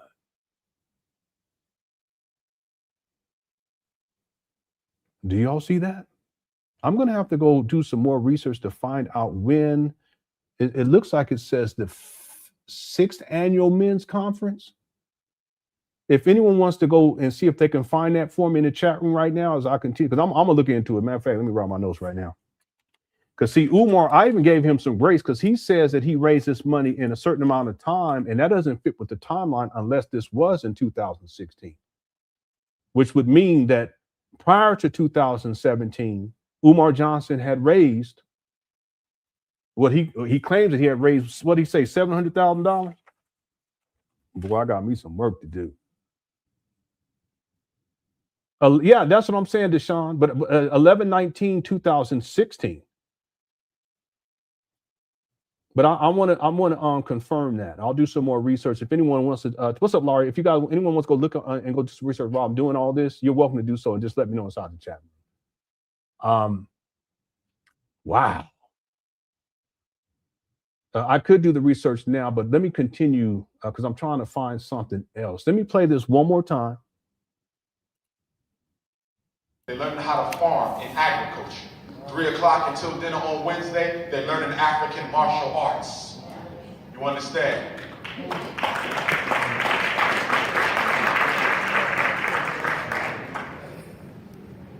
So you guys know I've been raising money for this initiative for about 2 years. We've raised over $700,000 in that amount of time. We'll probably be crossing a million, by New Year's. So I've already started.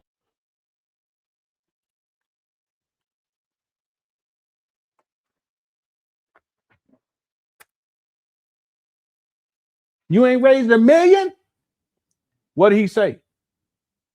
You know, I'm gonna go do this research right now.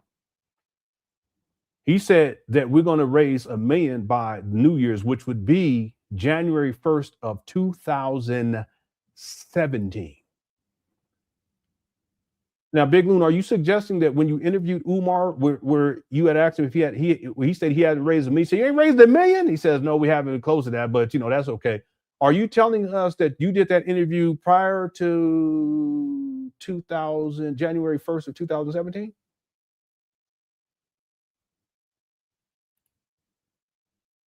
Can anyone tell what it looks like? It says the 8th annual men's conference, right?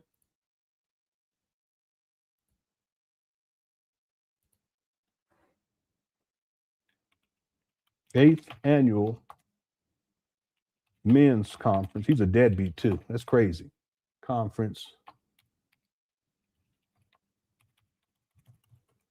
Let me see if anything comes up.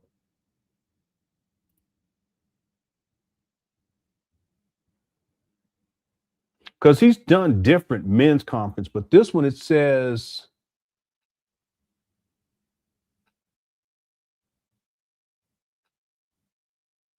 yeah, it looks like it says 8th annual. EMOC presents. Yeah, I apologize. I don't mean to be doing this while we're live streaming. I'll just give me like 20 more seconds. If it doesn't comes up, I'll just do the research after we're done. I apologize.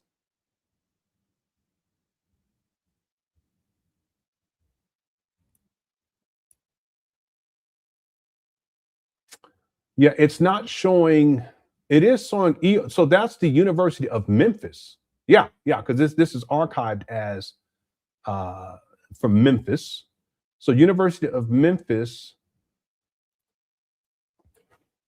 University of Memphis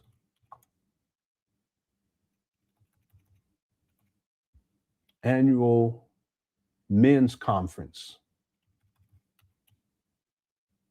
Let me try list. Let's see if it populates. I love doing this kind of stuff, y'all. Nothing's popping up right away. I'm going to take some time to do some research on this after this live stream is over with, and I'll figure it out for sure. Okay, so again, Umar is stating, and this would be in 2016. He's stating that by the end of the year, beginning of the following year, that he would be at $1 million. That would be January 1st of 2017. That's the point that I want to make here.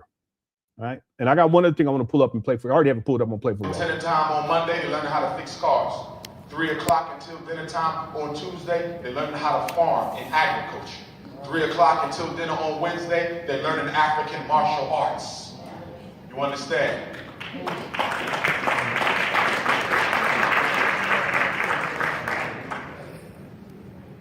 So you guys know I've been raising money for this initiative for about 2 years.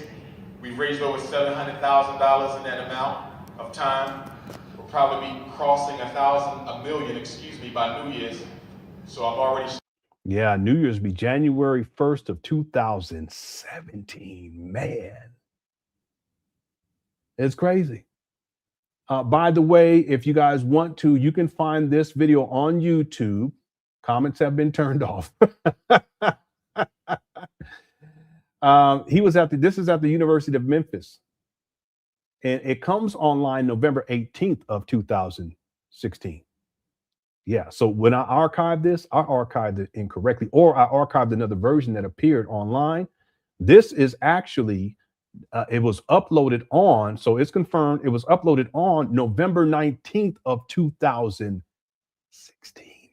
Wow, this guy, Umar, stated that he was already at 700,000 in 2016. And in 2020, he says he's at 850,000. In 2017, he said that he would be at 1 million by the summer of 2017. So I archived this incorrectly, or I pulled it from another source, and it was uploaded. I have it uploaded on July 5th of 2017, but I just found an older version. So what I'm going to do now is let me get into my folder for 2017.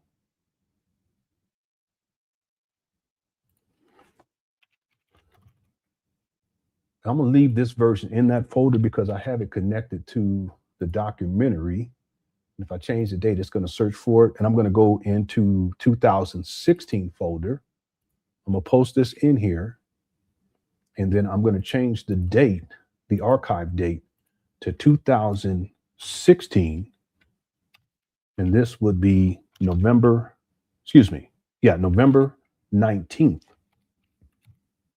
And so of 2016, and then let me also say in here as a note, 700,000 raised and 1 million by 2017. Wow. It don't never stop. It don't never stop with this guy. Incredible. All right, let me do one other thing, and we're gonna get back to the main video. Is I want to go to 2015 now. This can't be right. 2000. Wait a minute. I'm really tripping now, y'all. I gotta be tripping. I have to be. Let me play it though. Let's see. 1831 or 1832. Your son will relive that trail. Relive that. Okay, that's at the 1 hour 26 minute mark. Let me see if there's any identifiable information at the beginning of this. Yeah, this is December of 2015. My goodness gracious, everybody. I have it archived as December of 2015. That's, what's his name? He's a rapper, I think, in Atlanta. But let me go to this part right here. I think it's right here. Hold on. Or depend on him ever again. If the slave children see the biggest. Let me skip through. Here we go. Some of y'all, when daddy leave, I got a whole nother training that go on in that house. Don't raise your son to be no coward.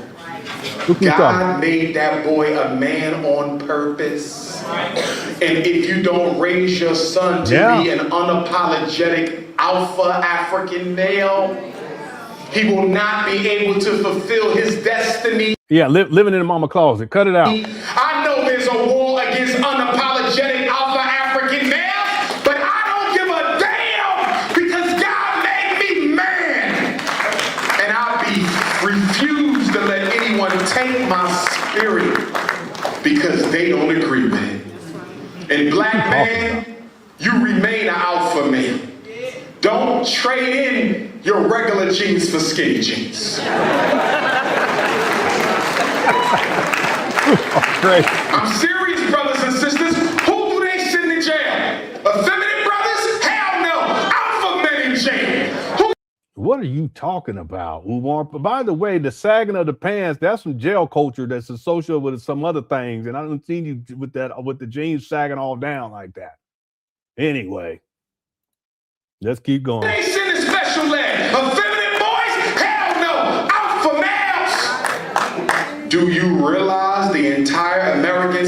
society is designed to destroy any black man who shows a lack of fear towards white people.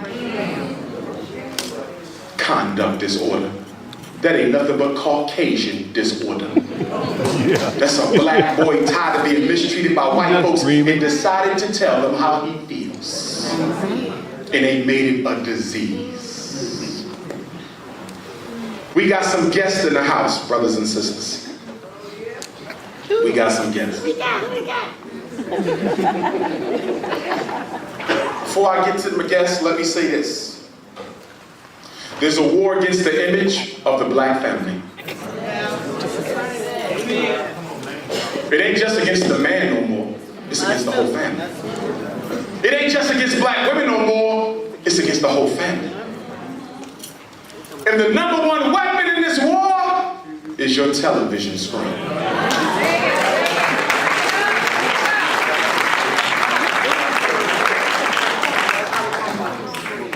I remember when Waiting to Exhale came out and we said, damn, look how they beating up on brothers. Color Purple came out, we said, damn, look how they beating up on brothers. Let me skip this. I like a little beat. Okay? So small she might break. Sexy! She a little too thin for me. I don't really like the real smalls. Ah, let me go. Only thing I love about Lucius, I made his acquaintance about a year or two ago. So any together. Yeah, I'm not finding the part here. Unless I have another version of this, it's supposed to be at the 1 hour, 8 minute mark. That's another guy too that's well known from back in the day. Let me go around. South tour will leave and return from here, Atlanta. The North tour, we will take them to. War took place, still stand. A donation to GoFundMe.com. Please make that donation. Yeah, I think this make is that donation, brothers and sisters. Get us that school. $500,000 in a year. I'm thankful. I'm humbled. I'm proud that y'all gave me that. But you just spent $3 billion on Christmas. So he's saying $500 in a year. This is the wrong video. That's why he's saying $500,000 in a year, which is consistent with what he said on the Breakfast Club. That looks like, is that Big Ann over there? Is that Big Ann over there? It looks like Big Ann over there. I don't know. It may not be. Let me stop. Let me stop. It looked like Big Ann to me. Y'all let me know in the chat. Some of y'all don't even know what I'm talking about. That's when the OG, I put up the wrong video. I'm supposed to be going to 2016. Hold on a second. Then we got to do pillows and we got to get back to the main video. That looked like Big Ann. She ain't around anymore, but she used to rock hard for Umar back in the day. She was before Tip the Griff. Okay, so this is Umar in Memphis. See, I'll put up another one. He was in Atlanta. That's why. No, that's not. That ain't not Uncle Nancy. That's Ann. I think it looked like it's Ann McMillan. Let me see if she moves. Let me see. We should have that school by now. Yep. For those of no, that ain't her. I don't think you. 78 Vet said that she think it's her. I don't think it's her now. It could be. It looked like her. Big Ann. She was a diehard Umar fan way back in the day before Tip the Griff came on the scene. And she was kind of like Umar's number one, like the number one side piece, because they're all side pieces. But she was the number one side piece. And then Sharon became the number one side piece. And Tip the Griff was trying to get up in that, get the spot, but he didn't like her. He was scared of her. Anyway, okay, so let me pull this up now because I have the right video. 1 hour, 8 minute mark. Listen to what Umar say.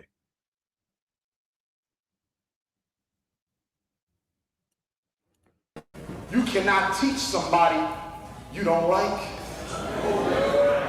And a child can't learn from somebody they don't trust.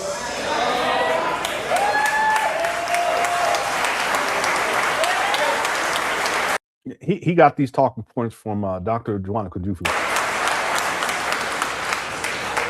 And that's why we're going to build the Frederick Douglass and Marcus Garvey RPG International Leadership Academy. And some of my contemporaries are jealous or the fact that y'all helped me raise $700,000 so far. Yeah, he's saying 700,000 in 2016. This is May 16th of 2016, 700,000. I also have him saying 850,000. That's the last update he gave in 2020. How do you go from 700,000 to 850,000 in 2017, 18, 19, 20 in 4 years? Okay, but listen to what he says after. Watch this.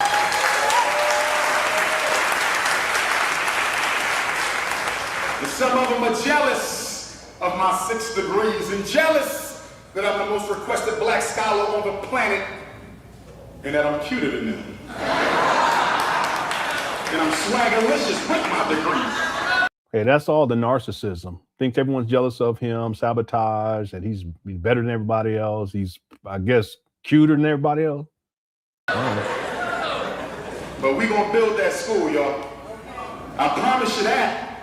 I don't know where it's gonna be, but I do know it's coming. We still want St. Paul's College, the HBCU down in Virginia that closed down 3 years ago. They still trying to sell it for $2 million. I don't know why. The school been sitting there empty for 3 years, which means the quality of the upkeep is dropping, which means the value of the campus is low. So let me tell you what I plan on doing. When we cross the $1 million mark, probably around the end of the summer,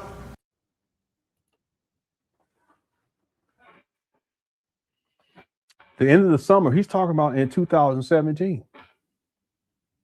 This video is 2016.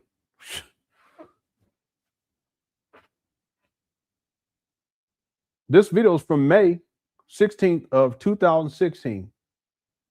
But when does summer start?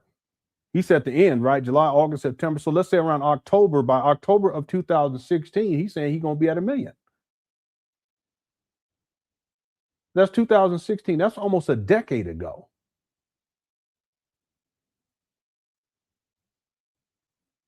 So my point is, Big Loon, talk what you know. You haven't done the research. And unless you did that interview with Umar prior to the end of the summer of 2016, what you talking about right here in this video from 2026, it don't make no sense. And again, I'm just providing the receipts. You can go look this up for yourself. Here, I'll give you the, and if you ever want to come on here and debate me, you're welcome to do so. You can find this on Killer Kev Production. In fact, Killer Kev Production he has a lot of great older Umar Johnson videos that people should check out if you're doing research. Killer Kev Productions, May 16th of 2016. The title is Dr. Umar Johnson Memphis 2016. So you can go do your own research and look into it for yourself. But in addition to that, we found another video. This one we just watched from 2016. We found another video from 2017. Excuse me, it's not even 2000. This is from 2016. This one right here. guys know I wanted to get St. Paul. See the date right there? This is November 19th of 2016. I went and cross-referenced it. It comes online the following day. And Umar's talking about, I can't remember what he said. What did he say? That he gonna be at $1 million? College, but they still want $2 million. They will not drop the price, and they have not been taking care of that building. St. Paul's College was a historically black college because education should not stop. Yeah, I'm trying to remember what he said right here. So you guys know I've been raising money for this initiative for about 2 years. We've raised over $700,000 in that amount of time. We'll probably be crossing $1 million by New Year's. Yeah, he's saying $1 million by January 1st of 2016.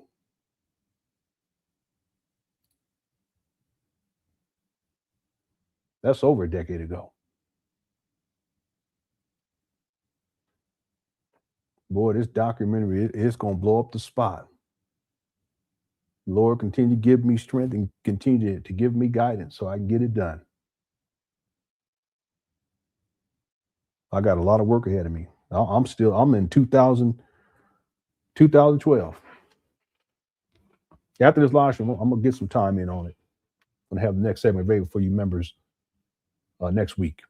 Thank you all, members too. Thank you all so much. Okay, we got a little blowed off, but I got to prove my point. And I'll pull it up and show it.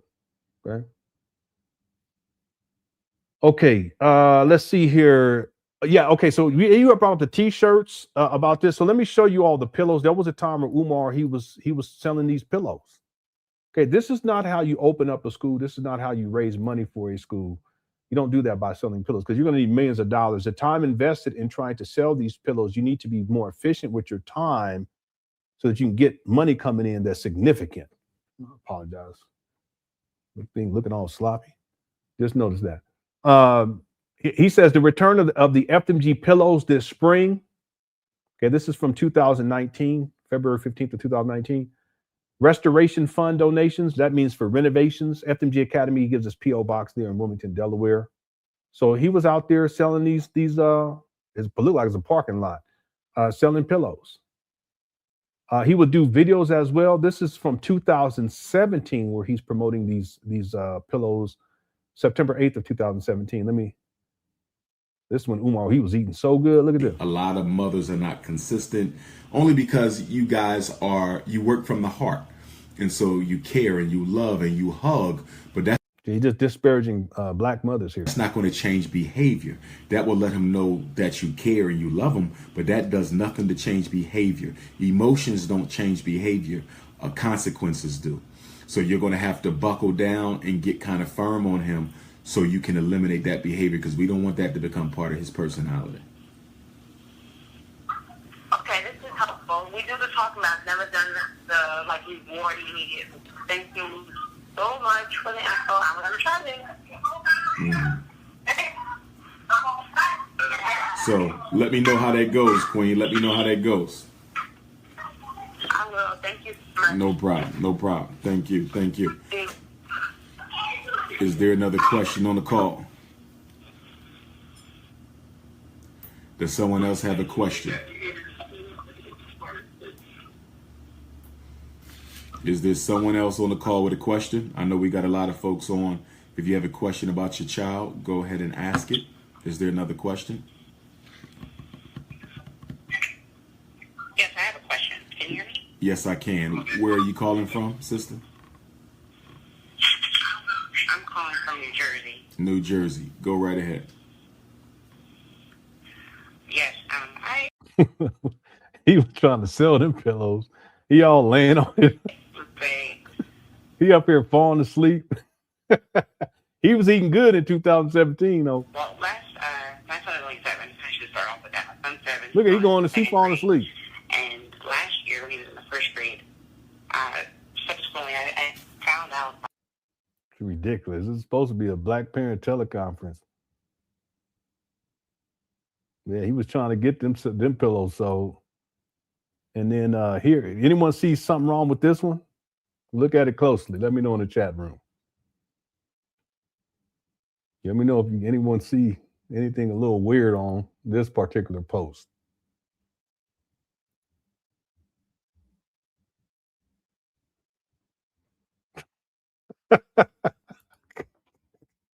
Shout out to Pyru. It's FMDG. Said, what in the world? What's up, D-Will?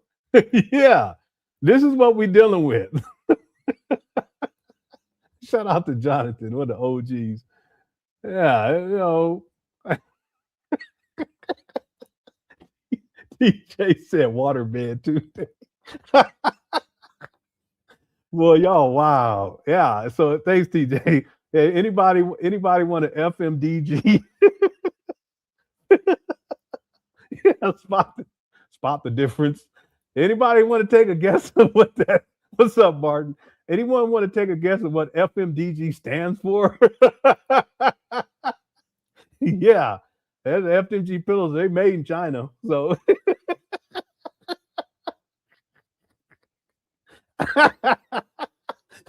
This chat room. Boy, I love hanging out with y'all. Y'all the best. These are collector's items. That's how he was selling. He was talking how they were. I should pull that up. It's funny because he had a whole write up about it. All right, yeah, FMDG, fund my drug school.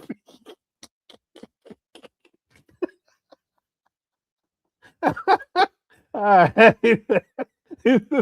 Legalist was like, yeah, this is very sad. That's them 6 degrees. That's that 6 degrees kid for you.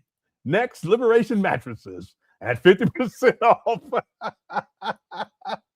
Yeah, he spent 20 years pursuing them degrees, got the bet. But evidently, the spelling is an issue. Frederick Marcus Douglas Garvey. Y'all crazy. Oh, man. All right. We need to get some quality control going on. Yeah, he's a proud FDMG graduate, did he? All right, let me get out to the chat room, boy. Y'all cutting up big time. All right. FMDG. Family, my donations gone. Fool's money departed, gang. You got family, my dick off. Boy, y'all funny. All right, let me get out of this chat. All right, I can't look away. Free my donations, guys.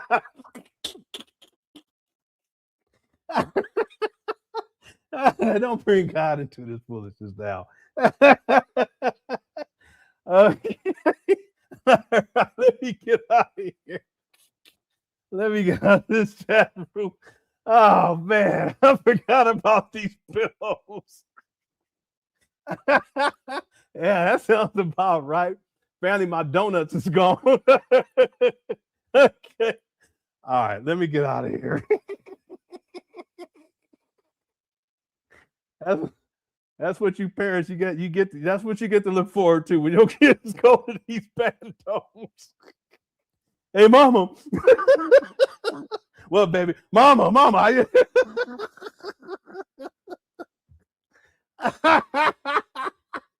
Oh my God. These poor kids. All right. Yeah, somebody said, free my money, guys. That's crazy. All right. Woo. Well, I'm too old for this. Woo. What'd you learn in school today?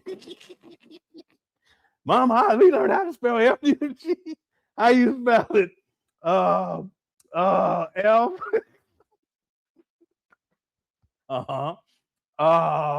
M. Okay, good job, but son. D. These poor kids. All right, that's what their mama and daddy gonna be paying $500 a month for this education. Okay, we got way blown off, but it sure was worth it. I love y'all. Boy, quick chat is hilarious. Okay, so this is what got us both off right here. Got us well. This was like an hour ago. Okay. All right, Trap Bandles 25, Umar 0. That's Umar's record against these Trap Bandos. Okay, they defeated him 25. He's 0-25. FDMG is 25-0, and still ain't open. Okay, thank you. Sweet Meat 5251. I think that's what that's. Let me just say SWT. I'll say that because the other day, okay, I don't know, did he? Thank you. Allison says Umar isn't well known like he thinks. I asked everybody, never heard of him. You know what? This is true. Umar, he's well known in particular circles. So even though he claims to be international, that's not the case. It's not like people all over the world know. So I'll propose that one of the reasons why Umar takes shots at celebrities is because he's jealous of their celebrity. Is Umar a celebrity on the level of a Denzel Washington or a Shannon Sharp or let's say rest in peace, politicians. Let's say Jesse Jackson. No, he's not on that level. He never was. He never will be.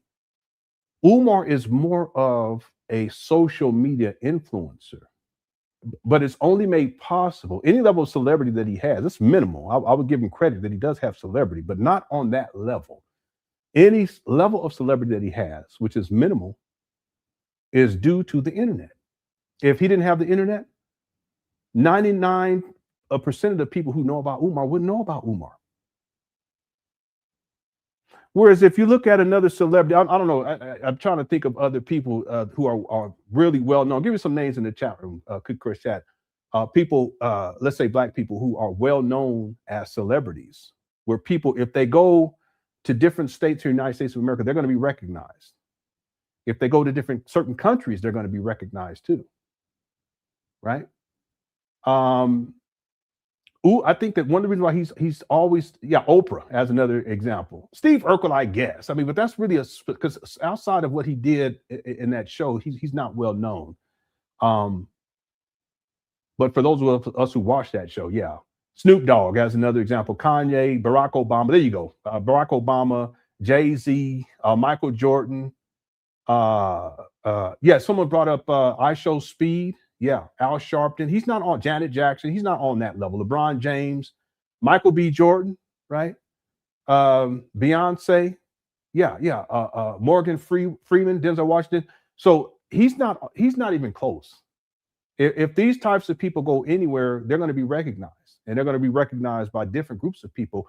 Umar is very specific. It's mainly people who are either in the black conscious space, black people, or it's people who follow social media and they see him as entertainment as a social media influencer. See, so there's a big difference between someone like that, someone like Farrakhan, someone brought up Farrakhan, someone like Denzel, someone like Morgan Freeman. It's totally different. See, they didn't come into levels of celebrity because of the internet.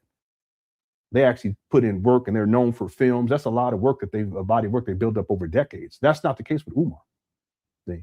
So again, Umar, when he talks about how he's gone global or he's gone international, this is just narcissism and his need to overcompensate because he's not on that level. And then I think he also takes shots at celebrities all the time. He consistently does that. Oftentimes they have him on these platforms for him to do that.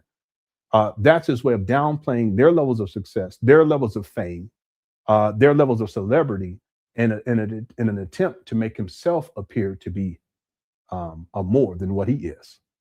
Okay. All right. Thanks, Allison. Giannis sent in a super sticker. Thank you so much. Let me do these real quick. We'll get back to the video. We're doing okay on time too. Okay. We got to get through this video though tonight because I want to specifically deal with the Father David video tomorrow. That's where Umar changes the grand opening date to 2017. Crazy. Kiara says the alien literally beat his. Yeah, but that's another thing. Okay. Thanks, Kiara. Seth says Garvey scammed and failed. There are people who have stated that, and there's court cases and all of that stuff associated with what he was doing with the Black Star Line. But there's a lot of, I haven't researched enough to really be speaking on this, but I've researched a little bit that there were also issues in the UNIA, and there was also issues in terms of infidelity with him. And at a certain point, he had taken on 2 wives, and one was, if memory serves me correctly, was a secretary, but he was already married.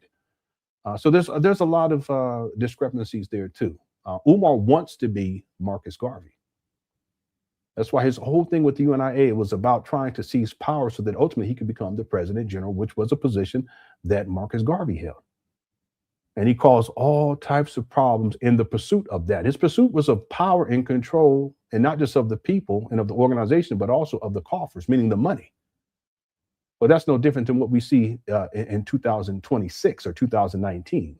That's why he doesn't have a board of directors. It's him. He has total power and control over the coffers dealing with FDMG. And that's just, it's like Umar trying to establish himself. That's why he said that the school is painted this color, like the Black Star Line was painted this color, and blah, blah, blah.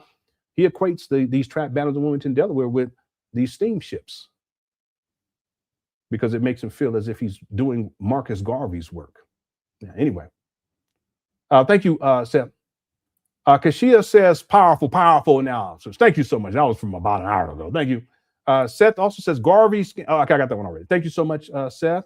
U225 says, good Garvey Day, Ifatunde Nation. I need to decide what to put in the castle moats at FDMG. Shall we go with lime zest alligators or baby blue shark? All right. Okay.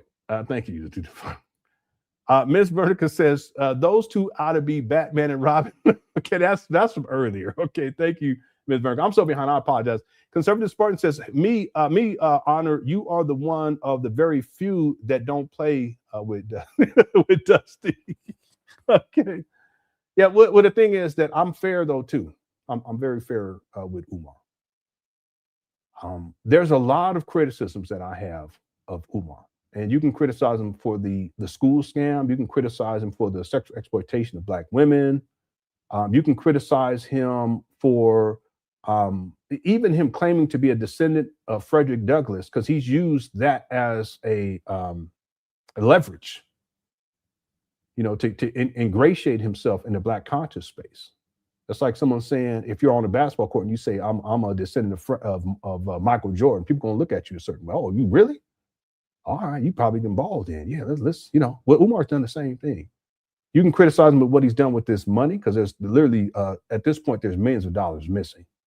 You can criticize him for that. You can criticize him for the lack of transparency. You can criticize him for not having any real progress and lying to people about all sorts of things over these decades. The point that I'm making, though, is that I've always been fair. I've always been fair. And when I've misrepresented something or I misspoke, I always come back, I issue retraction, and I take things back. And then I even today, I want to clear some things up that I said yesterday. I don't think it really was necessary, because most people probably didn't even say, wait a minute, though, if you're saying that. So I came back on today to clear that up and opened up a whole nother can of worms, because then we started looking into the other. Again, Umar said that by the beginning of the new year, which would have been in 2017, January 1st of 2017, he would be at $1 million. And I didn't put that together the first times that I watched that video.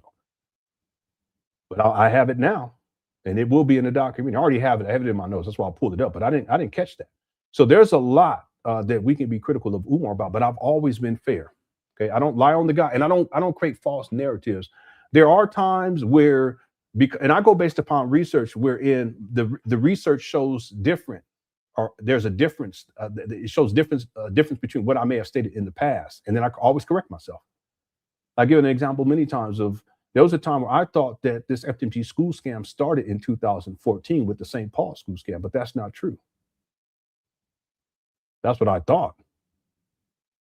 You know, and then through more research, I realized it goes back to 2010. We posted on his Facebook page promises in 2010 to begin laying the groundwork for the Frederick Douglass Marcus Garvey School for Pan African Boys, specialized in learning ability to disrupt behavior disorders. This will be a private school, and yes, you will pay in order for your son to attend. The grand opening, September 11, 2013. And so I went with that. And then I realized through more research that, no, this goes back to 2004 when he conceptualized FDMG. So always go with the research, okay? And by the time this documentary is done, all of the research will be in place to where everything will be factual. It will be factual, and it will be fair too. Okay? And I don't play either, though. See? I think that's one of Umar's, I think one of his big mistakes is he assumed because I carry myself a certain way, and that at least to him, he probably thought that I was kind of more like a researcher type nerd type, but he don't know my background well enough. And again, I was never in them streets, but I was around it. And I had family members that was in them streets big time, and cousins.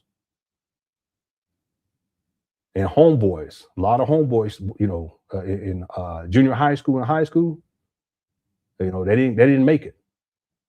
So it was. So what I'm saying is, on one hand, yeah, we can do the intellectualism and the research-based stuff too, but don't play me. You know, don't try to punk me either, because I'm not the one. Okay, so that's a big miscalculation on Umar's part, big time. Thank you, conservative Spartan, for the super chat. I appreciate it. Delmonico says those two might be no. We're not gonna do that. We're not gonna do that. Okay.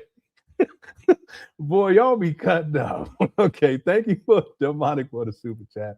Enterprise says, told y'all Loon and the rest are as much to blame. Yeah, again, he knows. Yeah, he knows. He knows that Umar is a scammer, but he placates to him because he wants him to come on again, and then again and again and again. But if Big Loon ever wants to come on and debate me on the FDMG financials, he's welcome to do so. Okay, that's an open invitation, and it's a friendly, respectful invitation too. Okay, thanks, Enterprise. And again, if Umar wants to come on, he can come on too. Okay, we've already talked about that. Thanks again, Brother Enterprise. Princess sent in a super sticker. Thank you so much. I appreciate that. Gianna says, my father's father married for 25 years, listens to Umar. Well, again, I don't want to talk about your father because, again, that's your father. But the thing is, there are, and I'm not saying this about your father, but the thing that I've noticed is that there are men who they're in a precarious situation because if you are a loving husband and if you're a loving father, then you shouldn't tolerate Umar. Because Umar is not a loving husband and he's not a loving father. In fact, he sexually exploits Black women all over the world. He don't even take care, and he's not a loving father either because he doesn't take care of his own kids. So if you're about that life, then you should expect others to be about that life, including people who you may perceive to be someone who is of leadership quality, right? So I think it puts some Black men who follow Umar in a conundrum. What are the mental gymnastics that you have to run through in order to legitimize why it is that you follow someone who's a deadbeat, don't take care of his kids, is non-committal to Black women, and is running through these Black women out here? See, if you love your wife, then you have respect for your wife, but that level of respect should extend out to all women. It doesn't mean that if they're acting crazy that I'm just saying that it fundamentally, you should have respect for all women. And therefore, any men who disrespect women, and in this case, Black women, they should not be considered to be of the quality and caliber of a man that you would want to follow. Umar Johnson. That makes sense? If you love your children and you're committed to your children and you're raising your children, and someone like Umar should not be of the caliber and quality of a person that you would want to look up to or see as a leader, because he doesn't take care of his children. So again, I think that there's a lot of conflicts for men who follow Umar, and particularly for men who are men of integrity, who are committed to their wife and who are committed to their children. Okay, that's what I'll say. Thank you, Giannis. Miss Honey said, Lenon, I can show you better than I can tell you. Yeah. That's what I'm saying. I could just pull up the receipt because I've done the research and I can show you what Umar states that he's raised him in. He said he's going to raise him in by the summer of 2017, but he also said that by the new year, and he stated that in 2016 at the men's conference, that was in November. He said in 2016 that by the new year, I think it was in November, November 19th, 2026, that by the new year, which was in January 1st of 2017, that he would be at $1 million. Okay, January 1st of 2017, we're in March 10th. We're on March 10th of 2026, over 9 years later.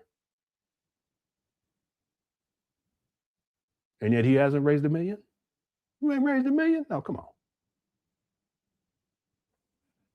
Yeah, and I can always show improve. Thanks, Miss Honey. Delmonic says, oh, I apologize, Miss Honor. Those two are in the mother closet with chicken bones. All right, fair enough, sir. Fair enough. Says, I apologize, Mr. Otter. Those two are in his mama's closet with chicken bones and someone goat they stole. Okay. All right, fair enough, sir. Thank you for the super chat. Okay, and thanks, Miss Honey, as well. Lewis Lex says he's a low-budget Napoleon Hill that wrote the book Think and Grow Rich. Napoleon Hill was a scammer and wasn't rich, but his book sold millions, and people still reference it. Umar is in that vein. Yeah, I read that book, and I was into for a while when I got into spirituality and metaphysics. I was into the positive thinking and Napoleon Hill, Zig Ziglar, and there's a whole host of other. Another person there was a brother too back then. He's probably still around. I can't remember his name right now. He was a motivational speaker. He wrote a couple of books too. So y'all probably know what I'm talking about. But this was a long time ago. But he was the main guy back then. You guys know what I'm talking about? I can't remember. I could see his face because he had like a little beard. No, not Tony Robbins. I used to do Tony. I used to watch. Yeah, Les Brown. Yeah, I was in him deep, big time. Yeah, yeah. But I remember. No, I never got into Joe Osteen because I think he was later. But someone had brought Tony Robbins. Yeah, I was into Tony Robbins. There's a whole host of other people too. But thank the Lord I got out of that. That was really like a response to being in a conspiracy theory. They're like on the opposite extremes. But neither one of them, in my opinion, it's an accurate representation of reality, like a balanced reality. Okay, but thank the Lord I got through it. Okay, thanks, little stuff. Yeah, I didn't know that he didn't have no money. I thought he was big time. I didn't know that. I could look into it though. Thanks, little stuff. Miss Honey says he's loud and wrong. Yeah, but see, oftentimes Umar he yells, and that makes up for when he's lying in his own mind. Okay, he could be making up all kinds of stuff, but he feels like if he yells and people feel like that's conviction, and because it's conviction, then it must be true. No, not with these scammer types, not at all. Thank you, Miss Honey. TJ says, Big Who? Come on, Lenon. Big Who? No, I was saying Big Ann. That's what we used to call her affectionately. We called her Big Ann. We called Tiffany Griffin. We called her Tiff the Griff. Sharon, we just call her Sharon. And then there's that one lady that was crying in the what you call it in the gym that time about talking about the babies. I can't remember her name too, but it's all, you know. But Big Ann, that was Big Ann. She ain't been around a long time. She used to kind of control Umar Johnson's original Facebook page. Yeah, years ago. Yeah, she was tagged and everything. That was a long time ago. Thanks, TJ. Okay, I got that one too earlier. Let me get through these real quick so we can get going here because now we're running up against the clock. Xavier says FDMG pillows were made. Yeah, I got that one earlier. No. We're not doing that. 70%. Oh, yeah, I got y'all crazy. FMDG, funky moldy doo-doo garbage. Yeah, that's a little too much. Okay. It's gone a little too far, man. Okay, thank you, Miranda. CO says, Alice in Wonderland 6 is how you doing there, gorgeous Umar Johnson for us? Oh, are you taking your shot? You're probably taking your shot, but that's not uncommon here in the Creek Crush chat. Okay, it's the love connection, as they say. All right, thank you, CO, for the super chat. T says, want to sleep like the Prince? Buy 2 FDMG pillows and get a free gym mat. Empty bando not included. Yeah, Umar, and I wish I have time to do it, but we're gonna keep going. But he had a whole write up about this. It was like, get your specialized FDMG pillow to put in your office or something. It was so stupid. These plush-made pillows will provide comfort. He had a whole write-up on it. They trying to slang these janky pillows, but he needed the money. Okay? Thanks, Steve. Daxter sent in a super sticker. How's it going, Dr. Nene? Says, hey, everyone. In this video, Umar Johnson will state he never applied for the certificate of occupancy. Okay, he never applied to the certificate of occupancy. We're going to get to it. Okay, we got to get going here, though. See if we can get it in an hour. Thank you, Dr. Nene. TJ also says, Bam tied Kobe for second most points in a game. 8. No, what? You lying. Bam, who you talking about? Oh my God, what in the world? What is going on? Oh, well, they're playing the Washington Wizards. Bam Adebayo he scored 83 points, 20 for 43 from the field, 7 of 22. This guy went to the free throw line 43 times. What in the world? 36 of 43 from the free throw line, 9 rebounds, 3 assists, 5 turnovers, 2 steals. This is, and there's still 41 seconds left. He's at 80. He scored the second most points in an NBA game. This is crazy. Out of all people, Bam Adebayo, he's probably averaging about 24 points. He's averaging 19. How you averaging let's say 19? How you averaging 19? It's gonna go up though. How you gonna average 19 points a game and then you score 83 points on 42 minutes? Man, this is crazy. Yeah, this is gonna be big time news for the next week in the sports world. This is crazy.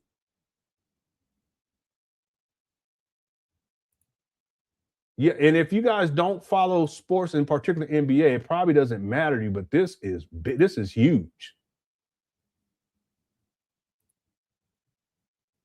I'm going back to see if he scores again. I'm gonna leave it on right here, and I'll update you all.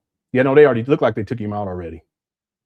Yeah, so he ended up. Yeah, game's over. So he ended up points.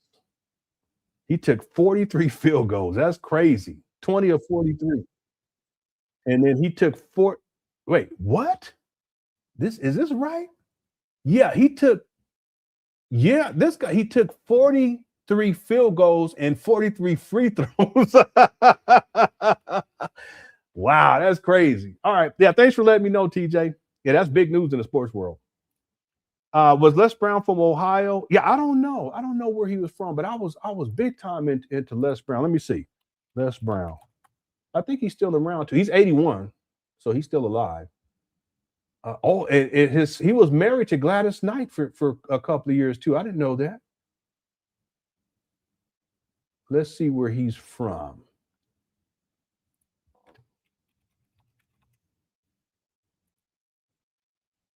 Oh, he was born in Liberty City, Miami, Florida. And then he grew up in Miami, Florida. Yeah. Yeah, really interesting. Yeah, I got deep into him back in the day. Okay, thank you, Kales, for being a member for 6 months. And then Wait for Men in the Car became a new member. Thank you so much. I'm planning on having the next segment of the documentary available for members next week. I'm going to put a little time in after this live stream, maybe an hour. Then I got to go to bed.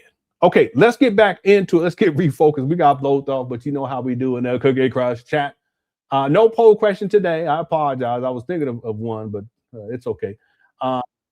We got 550 likes. Our goal is 600, so we need 50 more likes. If you haven't hit that like button, you're enjoying the show, go on and hit it. I'd appreciate it.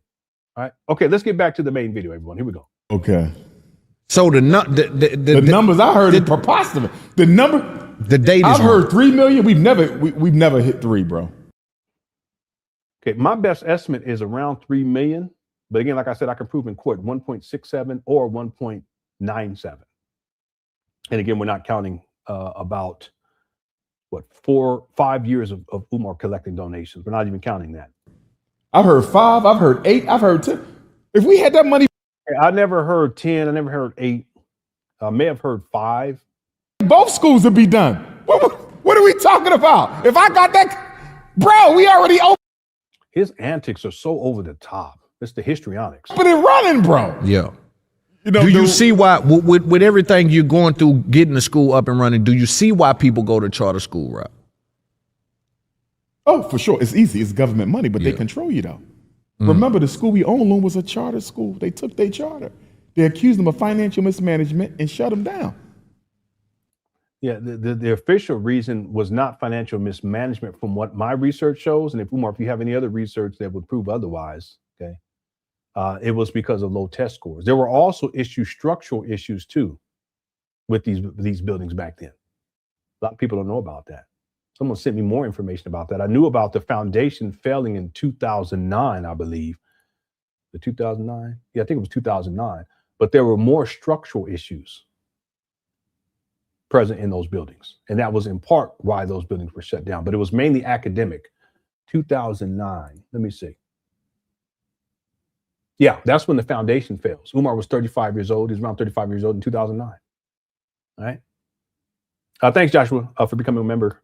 I think that you rejoin. I appreciate that. Let's keep going. I'm not giving no white man that power over me. They can still shut you down for some other fake stuff, right? Right. But it ain't gonna because I need your money. Right. We did this with. Think about this though. That's why I was gonna ask you. Black money, self-determination. That's dope.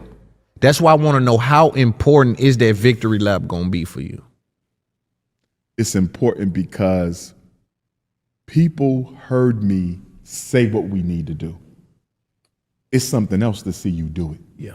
Because if you look at anybody else in the conscious community, and I say this humbly and with respect to them. This is, again, he's going to take shots. The issue is Umar hasn't opened up a school. This is all deflection. Them all. Because they still members of the African race, whether they identify with it or not. None of them are building a relevant institution. You cannot name me anybody. So is Umar now saying that he's building a relevant institution? I thought he was saying that he had a school already. Which one is it? The conscious community of the United States. Yeah. I don't care what ideology, what religion, what they claim, who's building a relevant institution. School, 27 more likes to get to 600. bank, hospital, supermarket, manufacturing, distribution. You feel me? I'm the only one, and I'm the busiest one. So what excuse do you have? He's lying. He's lying. Now when the school open, Loon, the questions get different for them now. Because once they see FDMG open, now they're going to go to him and say, look, bro, you've been talking as long as Dr. Umar. What institution you got? Because that ain't it. What institution you going to build? You? If Dr. Umar more popular than all y'all put together, he speak more than all y'all put together. Yeah, this is all narcissism. He more credentialed than all y'all put together. If he can give us a school starting without a penny, what you going to give me? See, the reason they wanted to stop it, Loon, is because in their minds, I was already too big. Who wanted to stop it? What are you talking about? He don't need nothing else.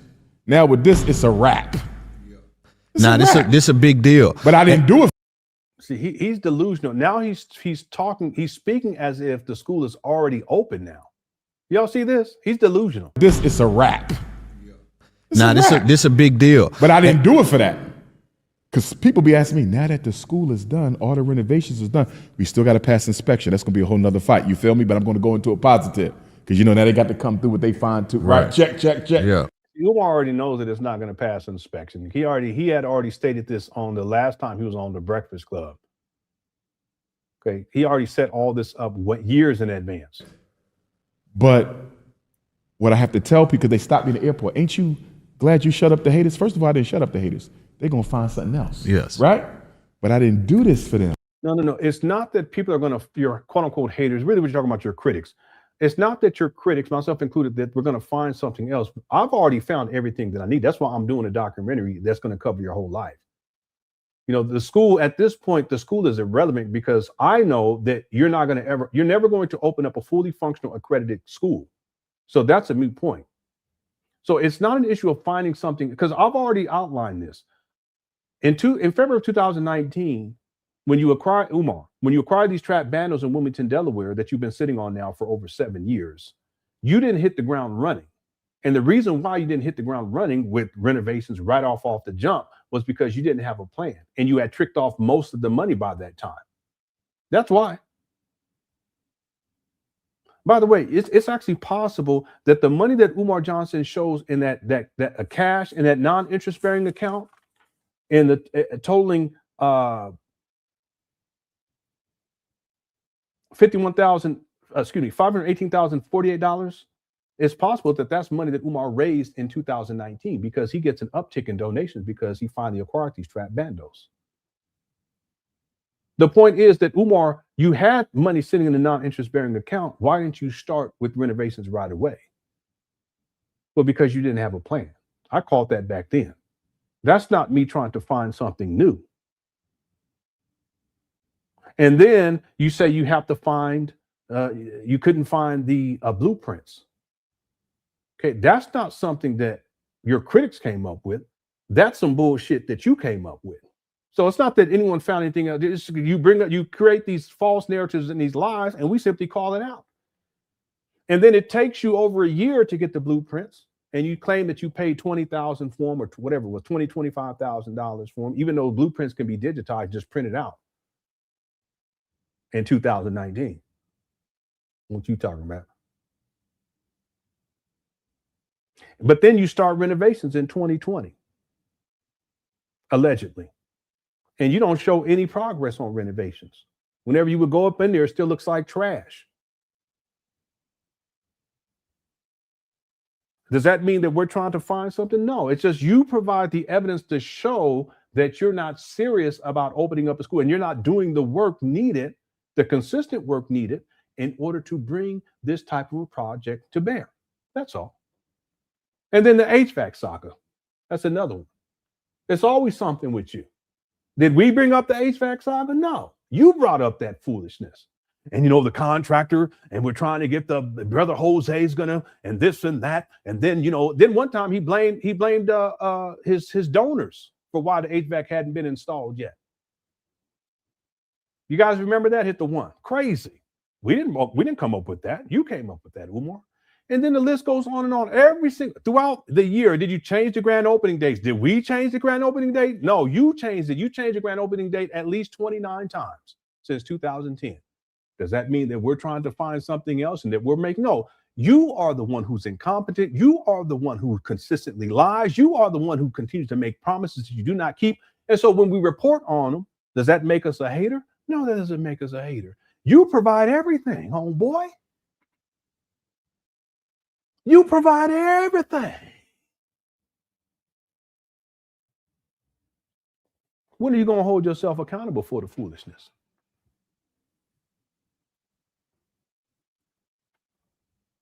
And there's other stuff we can bring up too, because there's all kind of stuff that's happened since he acquired these trap banners, let alone all the stuff that happened prior to it. The black electricians, they were stealing, family. They were stealing, and then they sabotaged. And someone went into the large gym and vandalism, and they vandalized my book collection because I put all of my shit in there when I got evicted in 2019, and FDMG is my own personal storage. We didn't come up with that. You came up with that. There's so many things we can just, I mean, I go on for months on all the trifling stuff you know came up with. And Lenon tried to pass a boosie. he tried to hack my bank account. I didn't come up with that. You came up with that. Why you gotta put me in it? That ain't right. Anyway. Yeah, it ain't nothing more but a kicking spot. I told people that in 2019. This trap battle is a kicking spot. All right. All right. Let's see. But wasn't he supposed to speak at an all-boys black school? They paid him, but he never showed up. Yeah, and we didn't come up with that.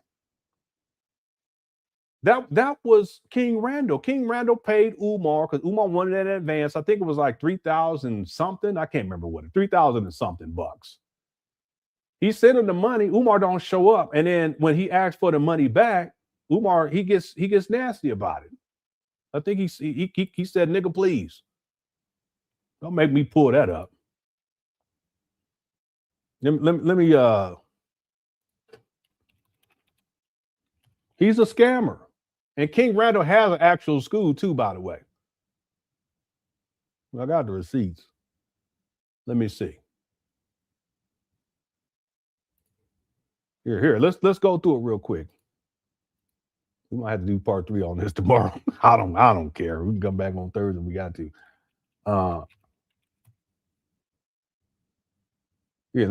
Let's go step by step. It'll take about 5 minutes. But this is just, and again, it's not that we came up with this. It's just Umar. He has a history of doing this, scamming people and then keeping their money when he don't show up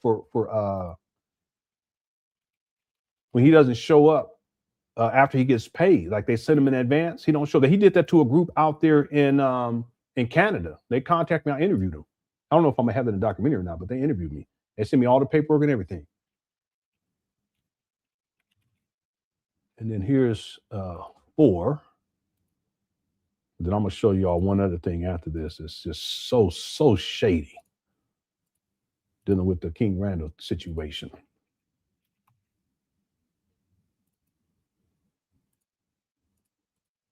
King Randall posted this. He posted this on his X page, formerly known as Twitter. Thank you for Super Chat. Done for the Day podcast. Here are the receipts right here. So King Randall says, "Yep, tried to collaborate," and he's talking about with Umar. Tried to collaborate and bring him to my school to speak a few years ago. Paid him, and this is from 2024, July 24th of 2024. Paid him $2,500 along with purchasing the flights. He canceled day before and never gave a refund, charged it to the game and kept it moving. And then this person says, new emerging king, mean King Randall. I think that's what they're saying. Yeah, it's actually doing what Dr. Umar has been talking about doing for years. And here's the second one. LOL, I ain't got time to be lying on nobody. Mind you, I used to defend this man with my whole chest. He did. He criticized me for critiquing Umar long time ago. Thought it would, but he hadn't done the research and he hadn't had any personal dealings with Umar. Okay, he knows now though. Thought it would be a great idea for him to come to my school and speak, as he has a school also. Well, Umar doesn't have a school, by the way. Okay, that's why the research is important. Took the money, canceled day before, ghosted me, and got mad because I said something. This is a young brother too. This is how Umar did it.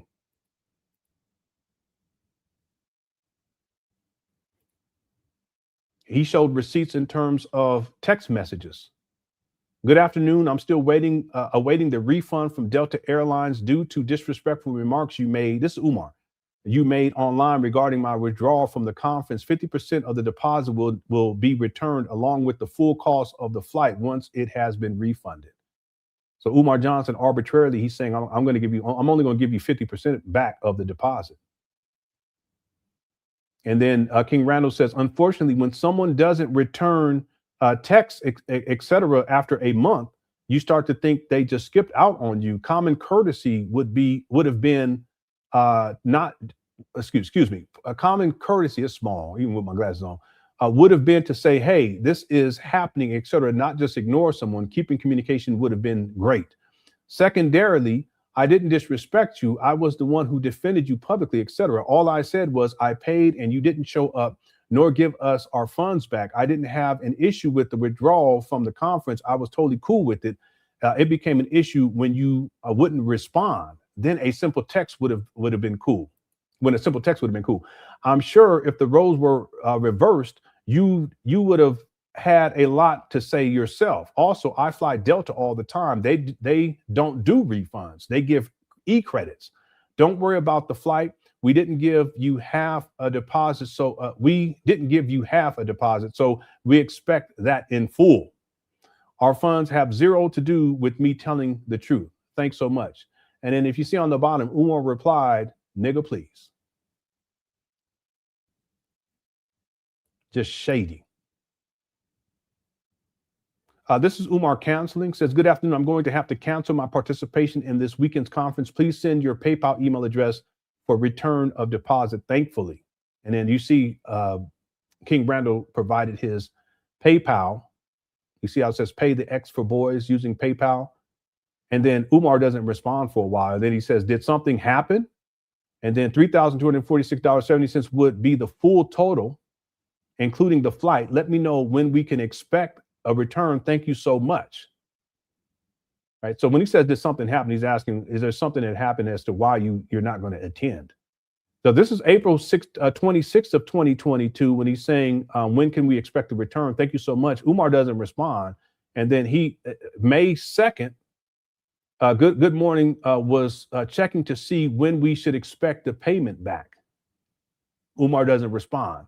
June 2nd, good afternoon, Dr. Umar. Will you not be sending us our funds back for the event? You can barely see it there.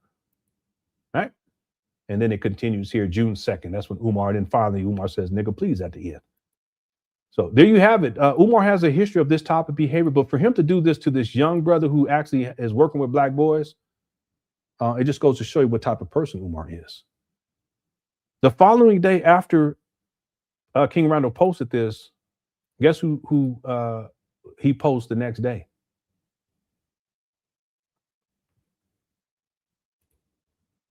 Mr. Jamal Johnson flew all the way from Philly to come support me in our school. I'm so grateful. Man. All right, there you have it. We're almost done. Heartbreaker from the Bronx says, dude, I can't keep up with the lies Jermaine is spitting out. The tallies are countless. Yeah, and if we did a tally, it would be crazy. I mean, he lies so much, it's incredible. And that's why the research is important, because you can just cross-reference. We can cross-reference what he was saying about his bank accounts being frozen back in 2025 and then what he's saying in 2026. He's telling a totally different story. He's coming up with stuff. Now Donald Trump is involved and Joe Biden is involved, and he's all over the place with it. But that's Umar. He's a pathological liar, and he ain't the only one. He ain't the only one. See, Umar, he likes to spin narratives, and whatever he has to do to spin a narrative, he's going to do that. And it's not the truth. See, it's one thing to flat out lie. Umar does that most of the time, but he also spins narratives, and that's where he tries to tweak things so that things appear to be one way. As an example, he says We've never had $1 million at one time. Is that a lie? No. But does that mean that he's never raised $1 million? No, it doesn't mean that. You see, that's painting the narrative. The point is he's raised $1 million, but he spent money while he was raising the money so that he never had $1 million at one time. You see the difference? People, look out for these types of things with these pathological liars, and there's people who lie on me, and that's what they do. Like it's more like painting a narrative, and it's like spinning a narrative. It's not true, but it's a way of not dealing with the truth. Okay? It's not, in some cases, it's not a flat out lie, but they spin it in a particular way to where it can be perceived as being what they want it to be perceived as. That's where the manipulation part comes in. Umar is a master manipulator. He does this all the time. See? So look out for those things, right? Thanks, Heartbreaker from Bronx. Shout out to the Bronx. Shani says, wow, he didn't even center educating our children in his responses, just centers himself. Yeah, he's talking about himself all the time. But see, that's because children are not his main focus. They never have been. They've never been his main focus. His main focus were the people who had the money, which were the men and the women, and in particular, the single Black women who have children. He just uses the children as a way to hook them in. Right. So that's why when he's talking, you don't hear him talking anything about, okay, well, yeah, when we're operating, this is what we're going to be doing, and blah, blah, blah, blah, blah. And, you know, the children are going to benefit in this way. That's not what he's doing here. It's all about him. See, that's why when he sets up his first website dealing with the school, he calls it Dr. Umar Johnson School, not FDMG or FDMG School for Boys or FDMG School for Black Boys. He doesn't do that. He calls it Dr. Umar Johnson School.com. What does that tell you? See? Just centers himself. The conscious con community needs to wake up and stop funding lone wolves. Yeah, the thing is that this has been going on for such a long time, and there's been, and it's true. Umar, he operates by himself, and the reason why he operates, there's a couple of reasons. Number one, he don't get along with people. He's a bridge burner. He's not a bridge builder. He doesn't get along with anybody. He's a megalomaniac. He wants total power and control. So he doesn't want to work with anyone. But then also he doesn't want transparency. If you work, the more people you work with, the more transparency you're going to have. So he's not the only one who operates like this. But I think he's the most important case study in 2026 because he's been at this for such a very long time. It should be a red flag for anyone, including Umar Johnson donors, when they see, okay, he's saying we're doing this and we are doing this and blah, blah. Okay, who's we? There is no we. It's just Umar. So where are all these other people at? And why is Umar saying we? Well, that's part of the manipulation. He's spinning a false narrative that he has a team and that they're working with them. There's transparency and that they're moving this project along. No, there is no team. It's just Umar. Truth be told, Shani, the Black consciousness community has been rife with this, especially with the internet, the advent of the internet. It's got, where it's at today. In earlier days when it became public for everyone, it wasn't quite like this. It wasn't nothing like this. But over the decades at this point, more and more people have used the internet and they can function as a lone wolf and they can ingratiate themselves into the Black conscious community simply by uploading videos and pretending to be something that they're not. And then they get into these grassroots organizations that bring them out to speak and they pay them. This is what was happening for Umar. But then at a certain point, Umar burns all of those bridges, including with people like King Randall.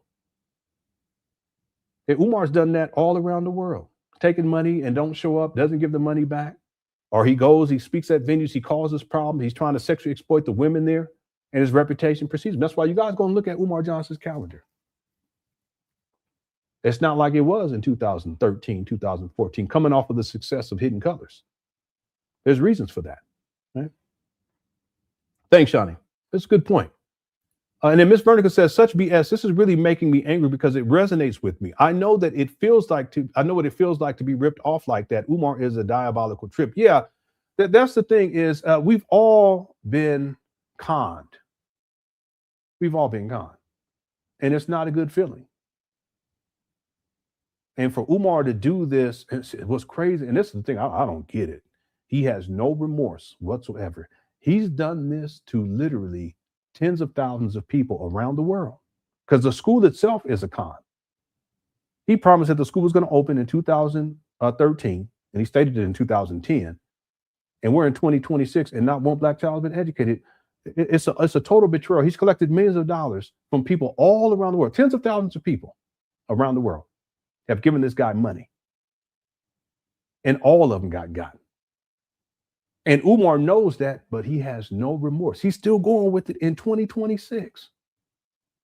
So yeah, it's frustrating, and it could be, especially if you're going through it, you know what it is because you've experienced it, and there's people all over the world. They feel that. They feel what they know what this is, what's happening here, and it's crazy that Umar, he has no remorse whatsoever, and he's still running with it in 2026. Yeah, it is. Information man, it's a damn shame.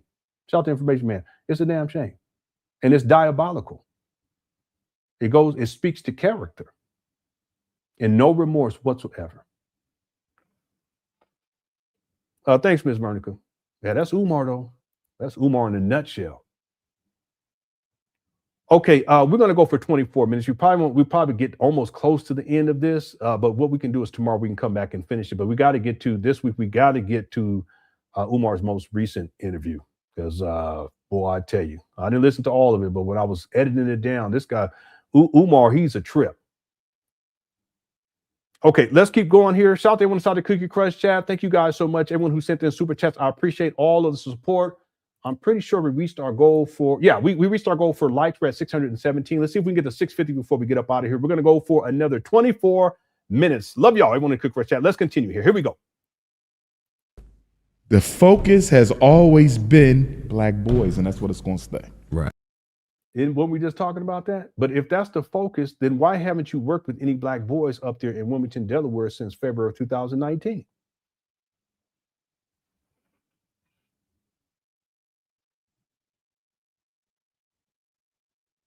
If the focus was black boys, why weren't you working with black boys in 2018, 2017, 2016? I'm talking about consistently, 2015. And wouldn't we have by now all these testimonials of all these millions of boys that you work with and saved and their parents? Wouldn't that all be testimonial? Yeah, go ahead, baby.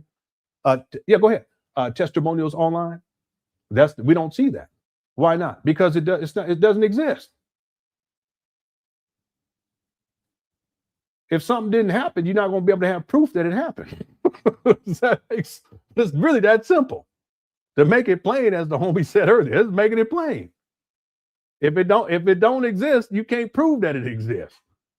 So if boys was a focus, I mean, there's all kind of stuff that Umar could have been doing up these trap banners by now. A little sports league, something. But no, not Umar. And again, the last time Umar worked with children, black boys consistently, was when he was a school psychologist. I'm talking about consistently when he was in school psychologist from 2001 through 2006. And then intermittently in the charter school system from 2006 through 2010. By 2010, 2011, he gives up his career as a school psychologist, and then he goes full time and full force into the black conscious community and hasn't looked back since, with the exception of working for about 3 months as a school principal.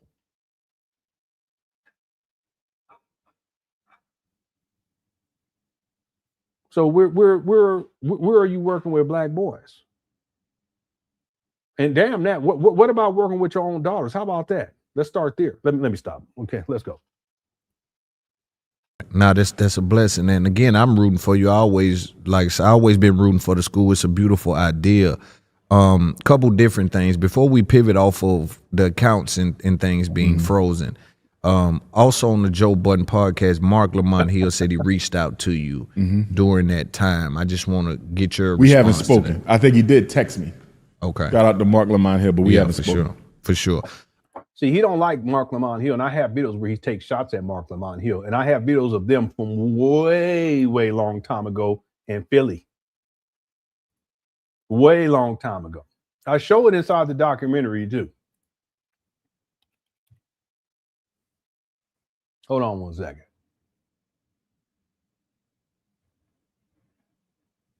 Yeah, it's not populating, so I'll leave it be. Anyway, we'll probably be here for another month. Because he takes a shot at Mark Lamont Hill. Yeah, it's not coming up, but it's probably for the best. Let's keep going. Here we go. Also, in that moment when the accounts were frozen, there was another altercation where on the schools in Wilmington, Delaware, there were two papers. The papers were presented by the state. Okay, they're called munitions. This is what I mean. This should also be clear to you, Big Loon. You should have this because you're the podcast host. It's called a munition. I broke the story in 2025. Okay, shout out to the person who was in Wilmington, Delaware, who acquired that information, took a picture of it, and sent it to me. Okay, but it's called a munition. Let's see how Umar spins this too, by the way, because I'm sure that he's going to fabricate some sort of fanciful story about what took place. Okay, and here's the munition right here. Right, this is what he's talking about.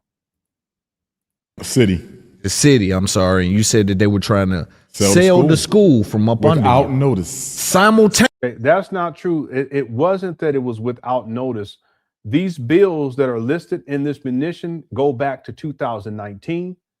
And there are also bills that were associated with the previous owner that Umar took on liability for when he purchased these trap bundles, and he didn't clear these. There's a particular term for it. I can't remember. It's a real estate term where a lawyer could have went through this and cleared any of the bills associated with these properties, so that when Umar would purchase them, he wouldn't be liable for those bills. So Umar is trying to act like this is the painting of the narrative. He's trying to paint the narrative that they didn't communicate with him. They did not contact him about this. But I actually have correspondence from a city representative that outlines specifically the timeline. And they were in communication with him in 2025. In fact, they were in communication with him for years to pay off these bills, because these bills go back to 2019, specifically when he acquires these trap bundles. But there were also previous bills that were not paid that he took on liability for, that were from prior to 2019 when he acquires these trap bundles, February of 2019. All right, let's keep going. Which you're accountable. Are you going to tell me that's a coincidence? I'm asking you. I'm telling you, there's a war going on. What are you no man is safe from outside? There's a war going on outside that no man is safe from. Okay, listen, there is no correlation. There's no evidence that proves a correlation between Umar Johnson's bank accounts being frozen. In fact, there's no proof of that either. And the city of Wilmington sending this munition where they're telling Umar that by a particular date, he has to pay off these bills. Otherwise, these abandoned buildings in Wilmington, Delaware will go up to sheriff's sale. There is no proof of that. And there's no correlation between the two either that anyone could make. I'm just talking logically here. Okay, but if you want to spin a false narrative that somehow the city of Wilmington was in cahoots to sabotage Umar, and they were in cahoots with Umar's banking institution, you can do that, but you don't have any proof to prove that claim. There is no proof. There's no proof that his bank accounts were frozen in the first place. Did he provide any receipts on that? No, he said he received a letter. Okay, if you received a letter, where's the letter? Show it.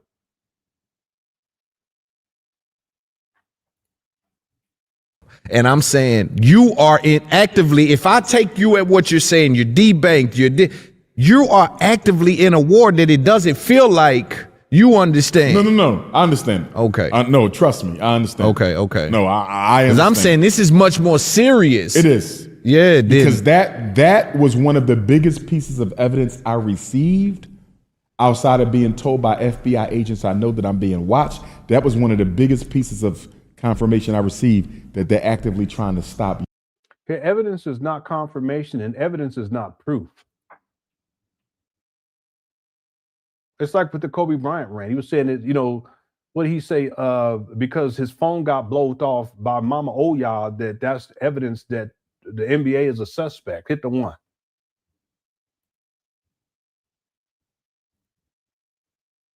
This is the thought patterns of this guy. Don't make me pull that up. That's the worst, one of the worst videos. Umar is so disrespectful. And then he talk about Mama Oya blowed the phone off. And that's not proof, but that's some damn good. He was looking smoked out Pookie times 1500.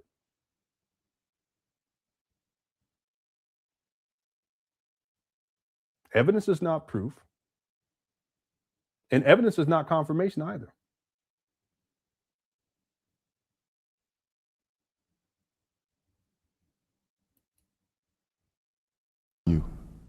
They heard you got debanked and moved that quickly. No notice, Loon. Yeah, let's get into that. Let's get into how. Man, you know, I want to pull up. Anybody remember what that brother's I should have it in my notes. What's the brother's name that got correspondence? I confirmed it later, but he got correspondence with the city and they gave him a timeline. Was it the I want to say it was the Black Brothers podcast or something like that. Anybody remember what that was? Because he has it listed. Let me see if I have it in my notes. I may have it in my notes. Give me 1 second.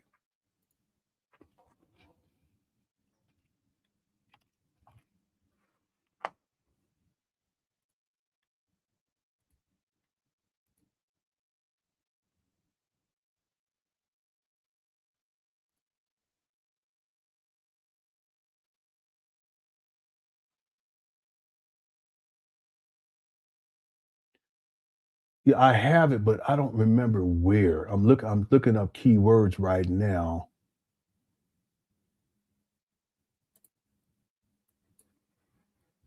No, not Brother Jay Witt. It was another brother that actually he got the initial correspondence.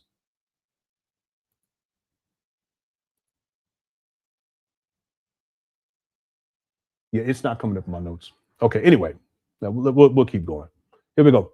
Letter, no phone. Yeah, man. For 5 months. Mind you, I was reaching out. Yeah, he emailed the city and they emailed him back with dates and details. And then I emailed the brother he's a representative with the city. I emailed him to confirm everything he had sent to this brother, and he confirmed it. So trying to deal with the vacant property registration fee. Let's context set in here. So $72,000 was the number that I think it was. Was it 40 something? Okay, 40 something. I thought. No. Okay, this is for one side of the street right here. Umar, it's 17,810. The other one was similar to this, and it came out to I think it was like 42,000 or something like that. They say we owe 72,000. You know what? It could have been 70. It's been a minute now. Yeah. No. It wasn't 70. Where are my notes? I have it exactly because I want to make sure Umar's more accurate than he is. He's talking about something else.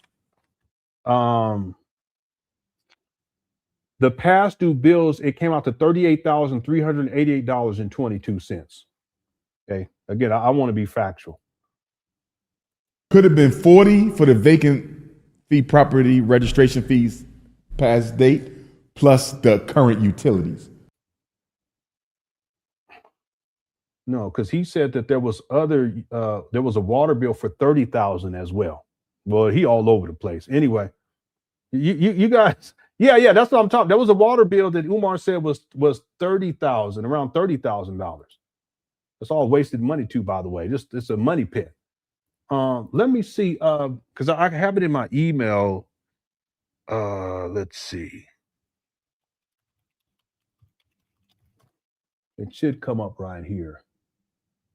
Yeah, the brother who responded, his name was Daniel T. Walker, and he's the one that provided the timeline. And then I emailed him to confirm, and he confirmed it with me.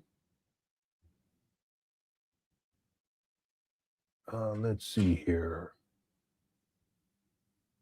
Yeah, I have it right here. So let me read this to you guys real quick. This is what he said. He said, okay, at a certain point, he said, the email, he says, "Thank you for reaching out to us. See the response in timeline below." He also confirms that he did send this email to this brother. Can't remember his name right now. I apologize. Mr. Jackson, but I can't remember what his YouTube page was right off the top of my head. He says, "Unfortunately, the statements made by Dr. Umar are simply untrue and inaccurate. The city of Wilmington has issued numerous communications concerning the two properties, and the communication from the property owner has been infrequent and scarce. Our goal is simple: to ensure the properties come into compliance with the existing regulations. This is true of our approach to every property in Wilmington and ensures our buildings are safe and constructed adequately. We have a process to follow, and the monition notice he received is another step in that process." So it's not an end all be all. They're just telling him, listen, if you don't pay these bills, this is the next step. We invite Dr. Umar, along with every property owner, to communicate with our officers and determine the appropriate next steps for any property that enters this phase of enforcement. It's just a phase of enforcement. Even this week, our office has contacted Dr. Umar, inviting him again to comply with our regulations and speak with our delinquent accounts team and the Department of License and Inspections to determine the path forward. That's it. Then he gives a breakdown in terms of communication. To clarify the timeline of events, and I love timelines, October 2024, LNI sent email to property owner Dr. Johnson requesting completion of a waiver request for the upcoming vacant property fee cycle 2025 through 2029. No response received.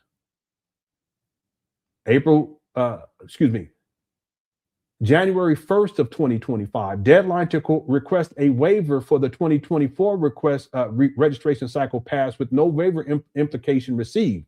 Past due fees are ineligible for waivers. We've talked extensively about that.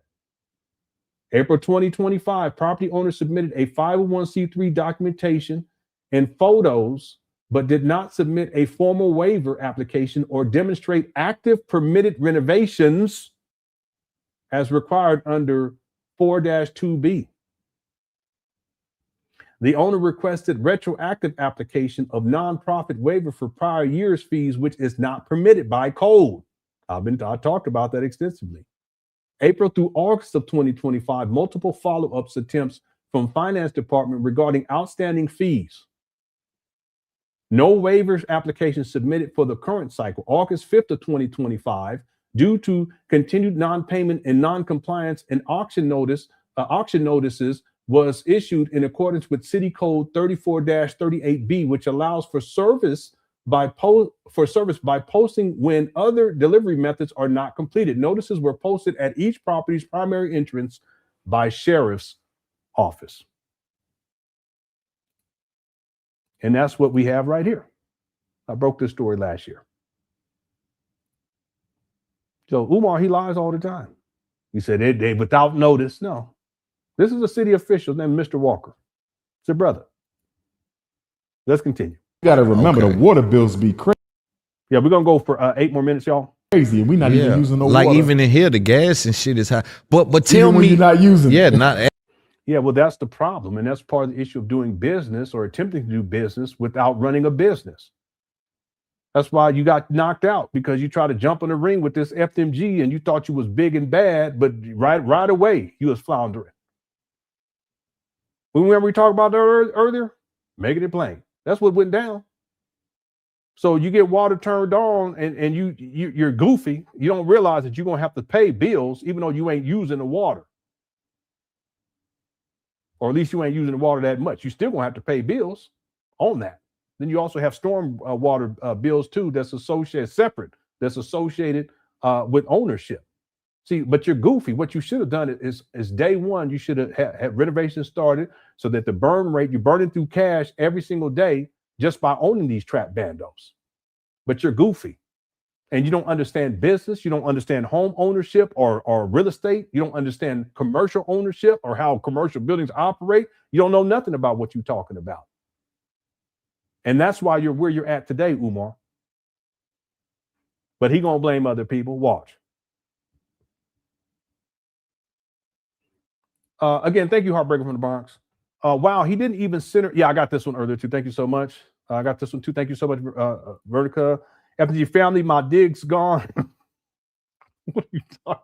I don't even know. I don't even want to know what you're talking about.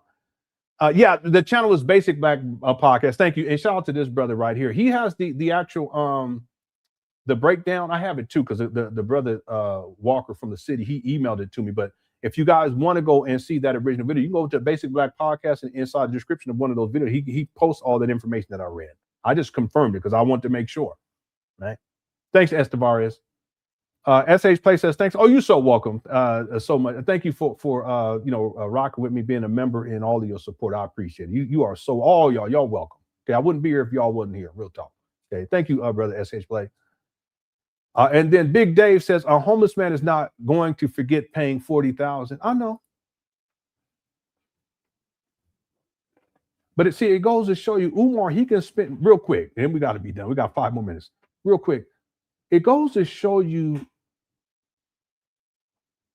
how disjointed Umar is. He can remember dates in terms of when he has speaking engagements. He can remember dates of upcoming speaking engagements. He can remember dates of past speaking engagements going back 15 years ago. I kid you not.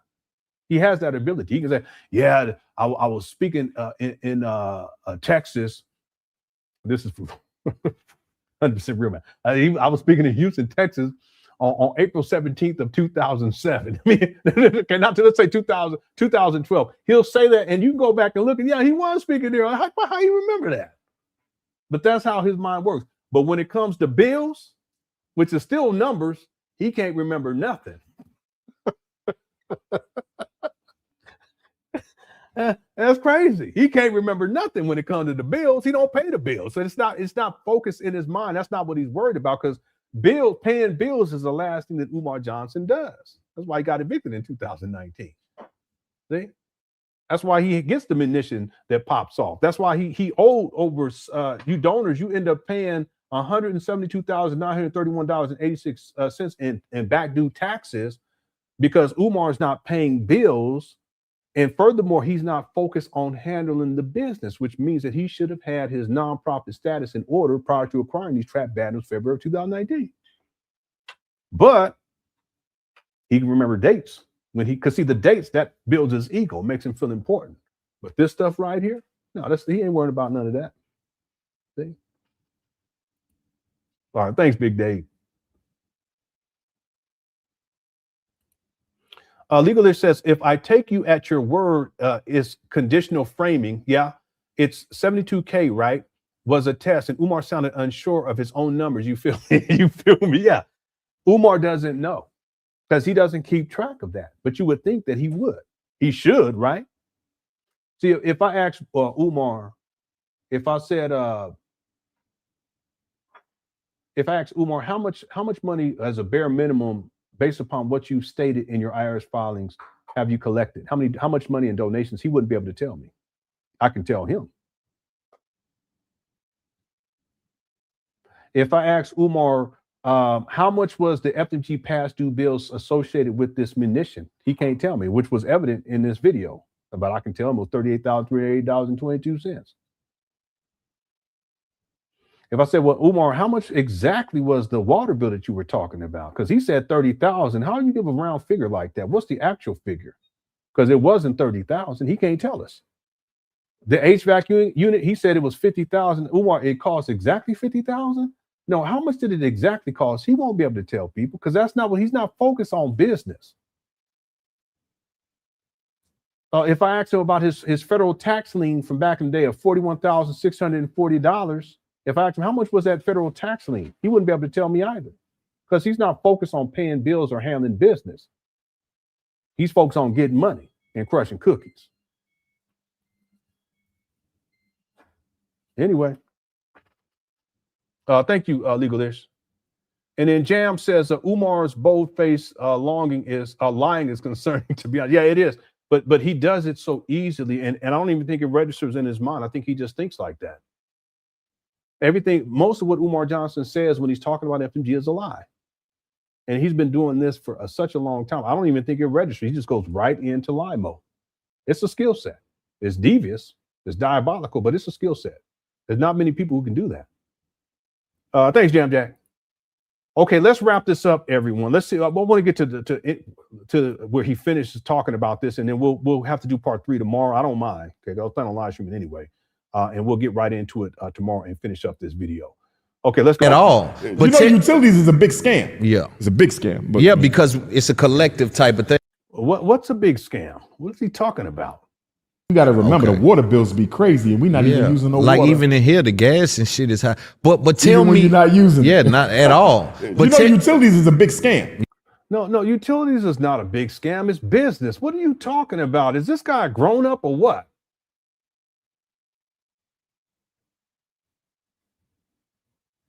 Well, what is going on here?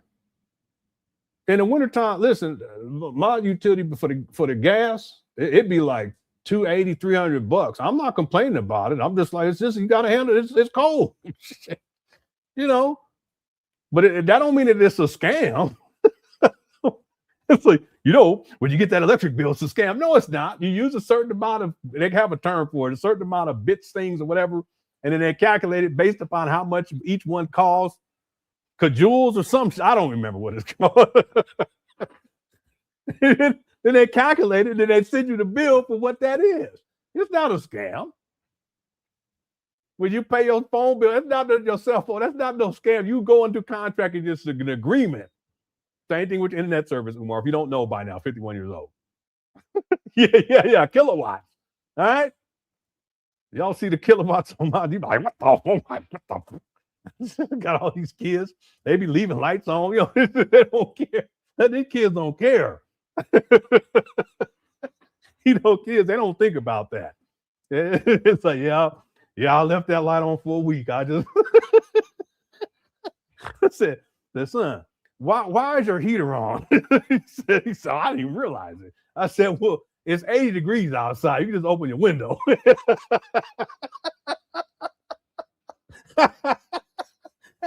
Oh, okay, my bad. Anyway, yeah, go on, call First Energy and tell them they scamming. Anybody, if you got T-Mobile, go on and tell them. They call the bar, tell them they scammers like Umar. Anyway, it's called being an adult, Umar. Okay, let's keep going. Yeah, they're kids, they don't care. They just be running it. Oh, let's go. Yeah. It's a big scam. But yeah, because it's a collective type of thing. Yeah. So let me ask you this. So walk me through this. Number one, how the city got to that position to want to sell it, and how you missed whatever correspondence they said. I didn't miss it. They just stopped communicating with me because they knew they was trying to sabotage me. I didn't miss nothing. Go. You're supposed to get a 4-year waiver. See, there's two things here. He always has to say that they're trying to sabotage, because that goes with the narcissism. Recently, and I can't remember what it was, someone had brought up there's another mental health. I can't remember what it was, where individuals, they tend to say things like, people are trying to sabotage me. Okay, in addition to people are jealous of me. But someone had brought that up. I can't remember what it was, but I wrote it down. It's on another one of my pads of paper. And he always plays the victim. They weren't saying extreme paranoia. It was something else. I think it was the dark triad or something like that. I can't remember, but the person what they brought up, it was brilliant. It perfectly fits with Umar. But that's what he's trying to say here in part. But there's another aspect of this too. Give me 1 second. Here we go. Whatever correspondence they said. I didn't miss it. They just stopped communicating with me because. See, he says I didn't miss it because he doesn't want to give credence to the notion that he is inept, that he would miss anything. You guys understand what I'm saying? Whatever correspondence they said. I didn't miss it. They just stopped communicating with me because they knew they was trying to sabotage me. I didn't miss nothing. You're supposed to get a 4-year waiver if you're a nonprofit where you don't pay the vacant property registration fee, which they jumped up from about $1,500. Okay, that's not the issue that it jumped up. See, the issue is that Umar, he didn't continue with correspondence and didn't file the proper paperwork. That's the issue.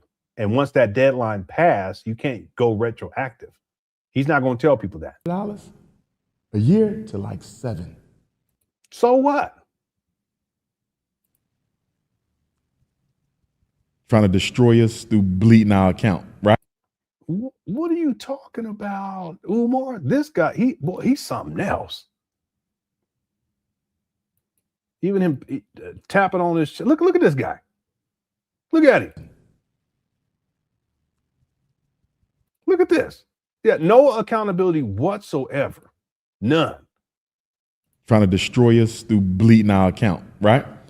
So listen, if you had handled the business, you wouldn't have been in this position in the first place. Call them up and say, yo, we nonprofit. Can we get the 4-year waiver? Your application got in too late.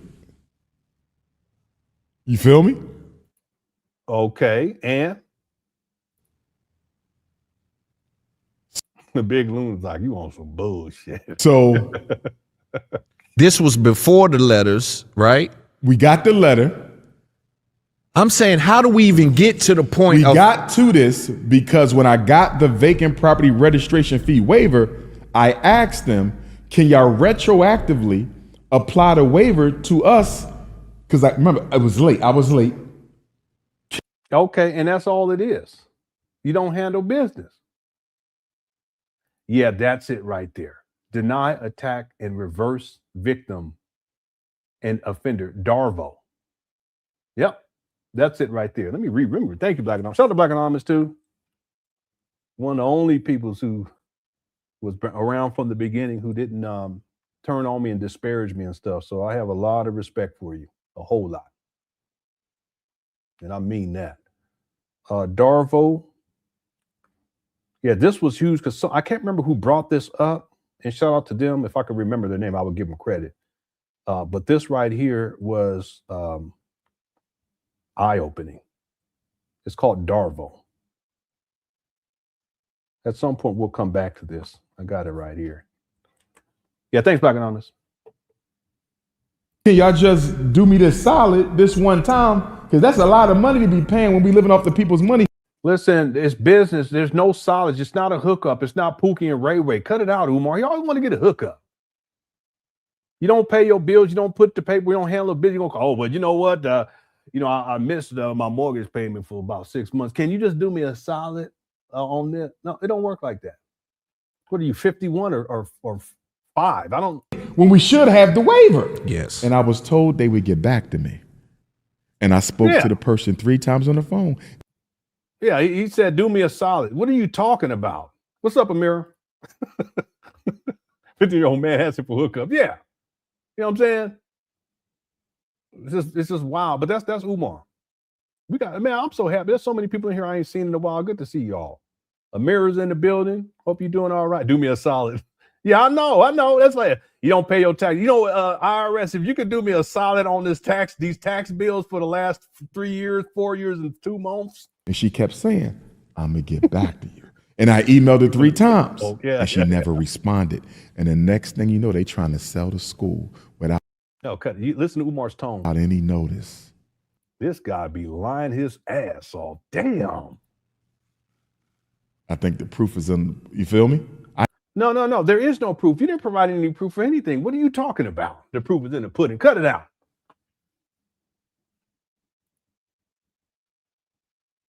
I never dropped the ball. They stopped communicating with me on purpose. Shout out to Domo. Now, when you acquired, you know what's crazy? I was supposed to be out the country. Yeah, they knew what they were doing, bro. You would have been gone. They were going to sell the school when I was out the country. When I came back, sorry. No, that's not what was happening. God, be lying so much. They gave you a deadline. And even after that deadline, it's not like right after that day, the following day where you didn't pay it off or go into a payment arrangement, they're going to sell. That's not how that works. There's procedures, and they got to go step by step. It's a legal issue too. They can't just arbitrarily sell anybody's property. It's step by step. It's enforced based upon code, right? But Umar tries to act like they're just out to get him, and you know, they planned it with the bank, and the city of Wilmington planned it with the bank so that when he was over in Africa, they're going to do it so that he wouldn't know about it until he gets back. When he gets back, the buildings are gone. There's Umar. He said, you know, they sold them, but then the people who bought them, they took the buildings. Said, wait a minute, Umar. They didn't take are you saying literally they took the buildings? You see that? They took them. Said, Umar, how did they take the building? Brick by brick. They've got the trucks. They took each brick by brick by brick. They took the buildings. Damn, they did. You ain't raised $1 million. Okay. All right, you know. Somebody else owns it. I didn't know it was that easy. And then I start talking to property owners. They say, Doc, they doing it in New York. These Zionists and other people, they getting people. So now it's a Zionist? You ain't raised $1 million? It's the Zion. What are you talking about? This guy, he all over the place. Who else? Snoopy was in on it. Snoopy and Scooby-Doo. You feel me? Patty LaBelle was in on it too.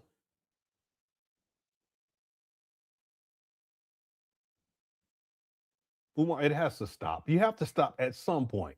Okay, I'm not saying you have to stop now, but at some point you got to stop. D's and faking D. I said they can literally take your home that you owned your whole life that easy. Yo, something need to be done about that. Is FDMG your home? What are you talking about? What the fuck are you talking about? They can take my home. Sade took it. Sade was up there with the alien and punched me in the face. They were taking it brick by brick. They took my home. Stop. That's not what happened.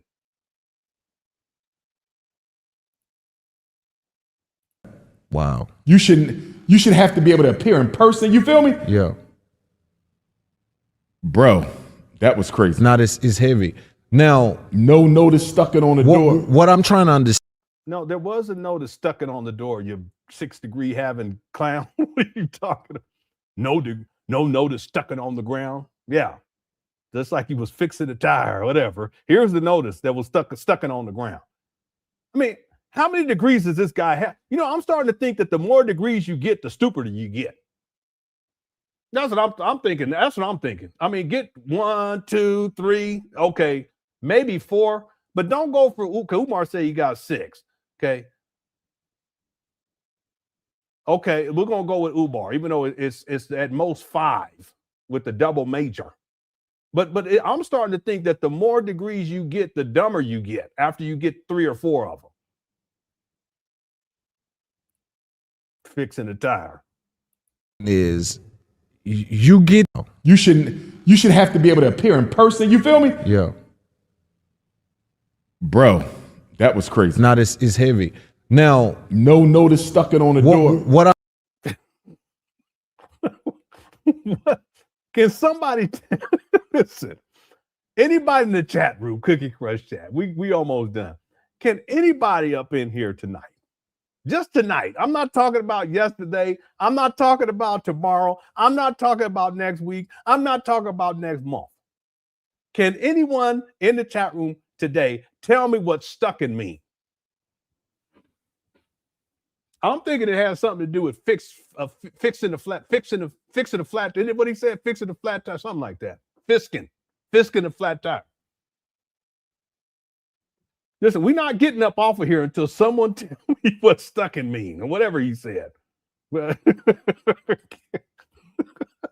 So far, and what in the world? He got all this education.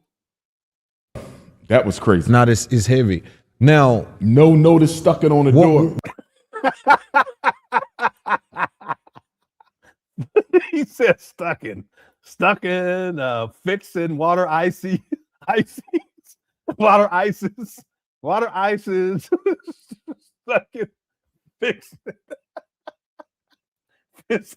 fisking. It's actually fisking, but it's fisking a flat tire.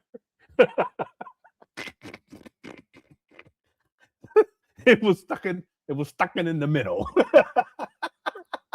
You ain't stuck in this situation for no reason. Umar stuck in and jiving.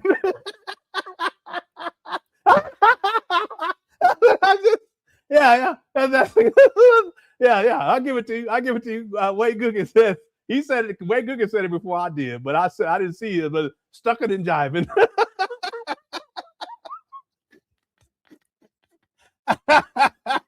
Yeah, okay. Thank you, Afro Punk. Stuck it means applied to. All right, I got you. Here's for them kids. But these kids gonna get an education. What's up, Captain Edward? Yeah, pajamas, stuck in, jiving, pajamas, fisking.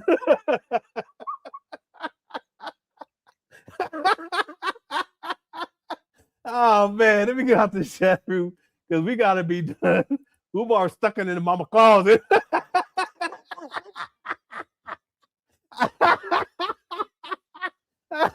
Umar stuck in the mama closet. Oh man, boy, I love y'all. Y'all crazy. All right, let's finish this up. What I'm trying to understand is, you get these buildings. It was a charter school, no longer a school. So did the city classify the vacant buildings because it's not a school? Yeah, because it wasn't being used. Right. So it's considered. And vacant. so there's a fee associated with when you acquire these buildings, and they're vacant. It's the vacant property registration fee. Okay, and So that's they know every that- Is to register as vacant properties. But see, the fact that they're registered as vacant properties proves that there are no functional schools.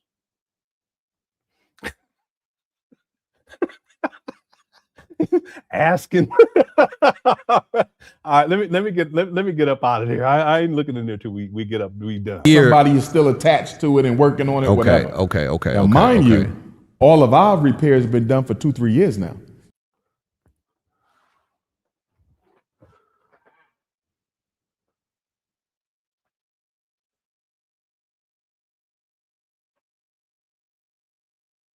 Really? But I thought you said that renovations were completed in 2026, homeboy. But you also said they were completed in 2023. Maybe that's what you're referring to. See how all this lying and carrying on? You contradict yourself over and over again. We're going to leave it right there. But you see that? When you going to stop lying?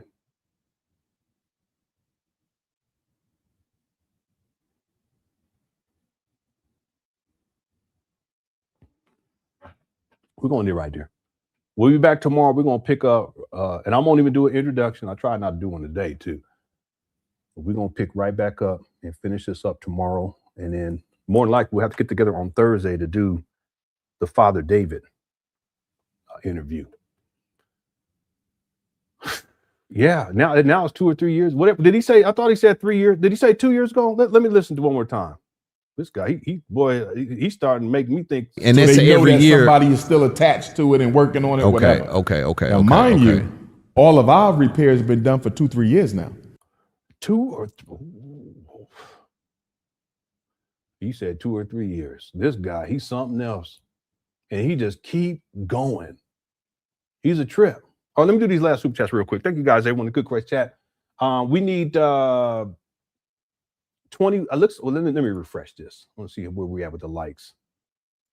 679 likes. So we need 21 more likes. Let's see if we can get to 700 before we get up out of here. There is a poll question: is utilities a scam? 52% said yes. 48% said no. Some of y'all don't like paying bills. I get it. Okay. Let me do these super chats real quick. And if you guys enjoyed the show and you haven't hit that like button, let's go and hit it, because I want to see if we can get up to 700 likes for this live stream. We'll be up out of here in less than 5 minutes. Okay, I got this one earlier. Thank you so much. If me and my black queen see Umar Johnson, we kissing on the spot, he wouldn't say anything. And if Umar could have him a white woman or Asian woman and no one know about it, he would go for it. He ain't tripping like that. Thank you, Dubai. Slim Jerusalem says Freudian slip. He said living off the people's money. I didn't hear him say that. Did he say that? Could correct that?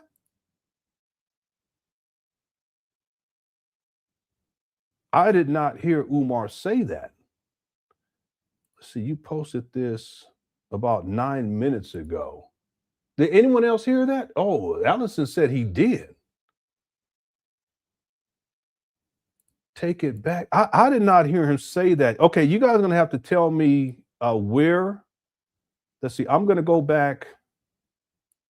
Is it before this? Yeah, it's a big scam. But, Yeah, because it's a collective Okay, so is it before type of thing. Yeah. So let me ask you this. So talk to me, walk me through this. Number Well, one, the issue how with the city got to that Okay, is it before or after this part? You guys, anyone know? position to want to Here's sell the it, thing. and how you missed whatever correspondence they said? I didn't. Dang, someone said 2730. You knew right the exact spot. Man, you guys owned it. So I'm talking about, okay, here we go right here. They would get back to me. And I spoke to the person 3 times on the phone, and she kept saying, I'm going to get back to you. And I emailed her 3 times, and she never responded. And the next thing you know, they trying to sell the school without any notice. I think the proof is in, you feel me? I never dropped the ball. They stopped communicating with me on purpose. Now, And they when were you gonna sell- acquired and you know these, what's crazy? I was supposed to be out the country. yeah, They you knew would've what been they were doing, gone. bro. You would have been gone. They were going to sell the school when I was out the country. When I came back, sorry, somebody else owns it. I didn't know it was that easy. And then I started talking to property owners. They say, Doc, they doing it in New York. These Zionists and other people, they getting people D's and faking D. I said they can literally take your home that you owned your whole life that easy. Yo, something need to be done about that. Wow. You should have to be able to appear in person. You feel me? Yeah. Bro, that was crazy. Now this is heavy. Now, no notice stuck it on the door. What I'm trying to understand. Was it before stuck it on the door? I don't see it. I didn't hear him say it, y'all. Is you get these buildings? It was a charter school, no longer a school. So did the city classify the vacant buildings because it's not a school? Yeah, I didn't hear it because it wasn't being used. Right. So it's before that. Okay, let's go to the 26-minute mark. Let me know if it's before this. Yeah, it's a big scam. But yeah, because it's a collective type of thing. Yeah. So one of the biggest pieces of evidence I received, outside of being told by FBI agents I know that I'm being watched, that was one of the biggest pieces of confirmation I received that they're actively trying to stop you. After this part? They heard you got debanked and moved that quickly. No notice loom. Yeah, let's get into that. Email, let's get into no letter, no phone. Yeah, man. For 5 months. Mind you, I was reaching out. So trying to deal with the vacant property registration. Yeah, someone said when he was talking about being in South Africa. Yeah, let's context set in here. So $72,000 was the number that I think it was. Was it 40 something? Okay, well, 40 something. I thought you said they said we owe 72,000. You know what? It was $38,388 plus a $30,000 water bill. Could have been 70. It's been a minute now. Yeah. It could have been 40 for the vacant fee property registration fees past date plus the current utilities. Because you got to remember the water bills be crazy and we're not even using no water. Like even in here, the gas and shit is high. But tell me, you're not using it. Not at all. But utilities is a big scam. Yeah. It's a big scam. But, yeah, because it's a collective type of thing. Yeah. So let me ask you this. So talk to me, walk me through this. Number one, how the city got to that position to want to sell it and how you missed whatever correspondence they said. I didn't miss it. They just stopped communicating with me because they knew they was trying to sabotage me. I didn't miss nothing. You're supposed to get a 4-year waiver if you're a nonprofit where you don't pay the vacant property registration fee, which they jumped up from about $1,500 a year to like $7,000. Trying to destroy us through bleeding our account, right? So I call them up and say, yo, we nonprofit. Can we get the 4-year waiver? Your application got in too late. You feel me? So this was before the letters, right? We got the letter. I'm saying, how do we even get to the point we got to this because when I got the vacant property registration fee waiver, I asked them, can y'all retroactively apply the waiver to us? Because I remember I was late. Can y'all just do me this solid this one time? Because that's a lot of money to be paying when we living off the people's money when we should have the waiver. Yes. Fuck, man.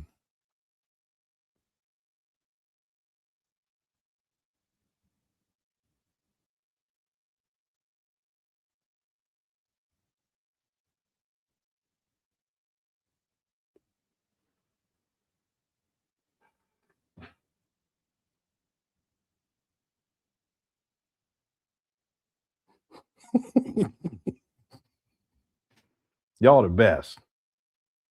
I did not catch that. Y'all the best. That's going to be in the documentary for sure.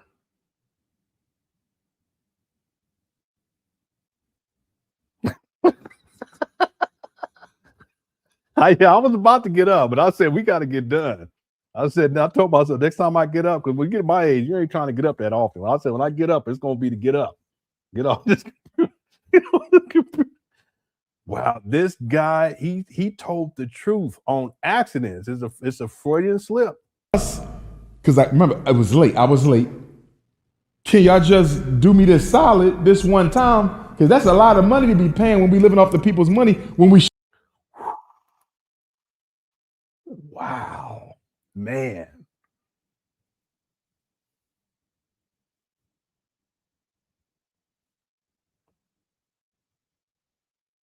Man, that's deep. Yep. Thanks, Slim Jerusalem, and everyone else who caught it. I did not catch that. Yeah, y'all the best. Man, thank you for the super chat as well. Oh, let me read the rest of these. We're gonna be up out of here. SH Play says it's obvious this man is not qualified to run a business. No, he doesn't understand basic business. He doesn't. And basic business starts with your own finances, personal finance. Okay, if you're gonna have a cell phone, you're gonna need to pay that bill. You don't complain about it. If you don't like the price, you go somewhere else and negotiate a lower price. That's what I did with because they did. I was on. It was Sprint, then it went to T-Mobile, and the service got real bad. And then the bill got up to like $440 something. It just kept going up, and I didn't understand why. I kept calling. I said, "Why is this bill?" And I'd been with them for over a decade. Now at a certain point, I said, "Nah." So I went to another company, and we got that bill down to about $220. Plus, we get better reception. They gave us new phones. Well, now it's about $260 now. Because one of my sons, he upgraded his phone, and then we got him a special plan because he'd be on the phone with the streaming and all that stuff. All the kid, I don't get that. I can't be on the phone streaming. Can't see nothing anyway. Anyway, that's basic business that you have to handle. And Umar doesn't have a history of that, handling his own personal business, personal finance. That's why he's been homeless since 2019. He got tax liens, so forth and so on. But then when you go into the realm of actually running a business and something like this, where you're trying to operate a so-called school, that's in the stratosphere compared to your own personal finance. You still got to handle your personal finance too, but he doesn't understand that. He doesn't know what he's doing. And that's why one of his biggest mistakes was to step into the ring of FDMG. Yeah, that was a huge analogy right there. That was a huge analogy. Yeah. Thanks, SH Play. What's up, James said, did you catch that living off the people? Yeah, I caught it now. Yeah, that was a huge catch too. Someone probably would have told me again. I probably would have looked back, but I didn't even hear that. I was probably looking for files or something. Thanks, James. Shout out to brother James. JSS says Umar exhibits sociopathic type of behavior. It's crazy. Yeah, I agree with that. Yeah, sociopath, borderline psychopath with narcissistic personality traits. And then someone had brought up something else, the histrionics, but then that other thing, the Darvo, that was huge. Yeah, thanks, TJ. Salute to Information Man says, Umar complains about a water bill. So how is he going to run a school with monthly operations would exceed $222,000 in Delaware for payroll, facilities, and more? Umar is a joke. This is an excellent point. If he's complaining about simply just about a water bill and there's no students there, there's no faculty and staff, well, how's he going to operate a school on a monthly basis, just on a monthly basis when you have children allegedly at some point? Okay, we're just going to go into Umar Johnson fantasy land here. When he actually opens up a school and has all these children enrolled and faculty and staff, that water bill alone is going to skyrocket. The electricity bill is going to skyrocket because you're going to have electricity on from about 7:30 a.m. to about 6:30 p.m. for those two buildings.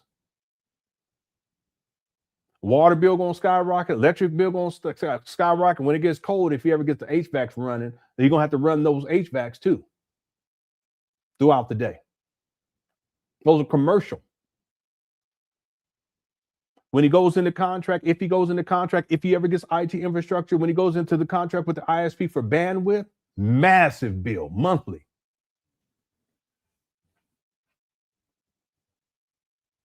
So he complaining about a water bill where it's only him up there. Ain't no kids up there. But what about once you actually get into operations? See, real talk, Umar acquiring these trap bandos, to make it plain, is him stepping into the ring with the champion. And he ain't ready for that. And that champion knocked him out. But if he ever gets to operations, that's Umar stepping into the ring with the greatest of all time, who's a cyborg, has hand speed of Sugar Ray Leonard, has the power of Mike Tyson,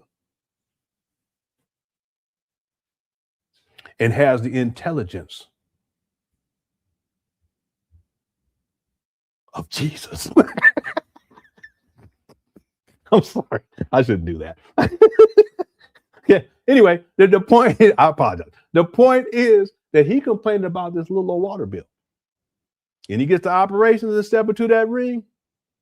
It's already a wrap, but all right, he probably gonna faint before he gets to the inner. Anyway, thanks information, man. Good point. Yeah, and monthly operation expenses, and that includes payroll, all bills. Yeah, $222,000.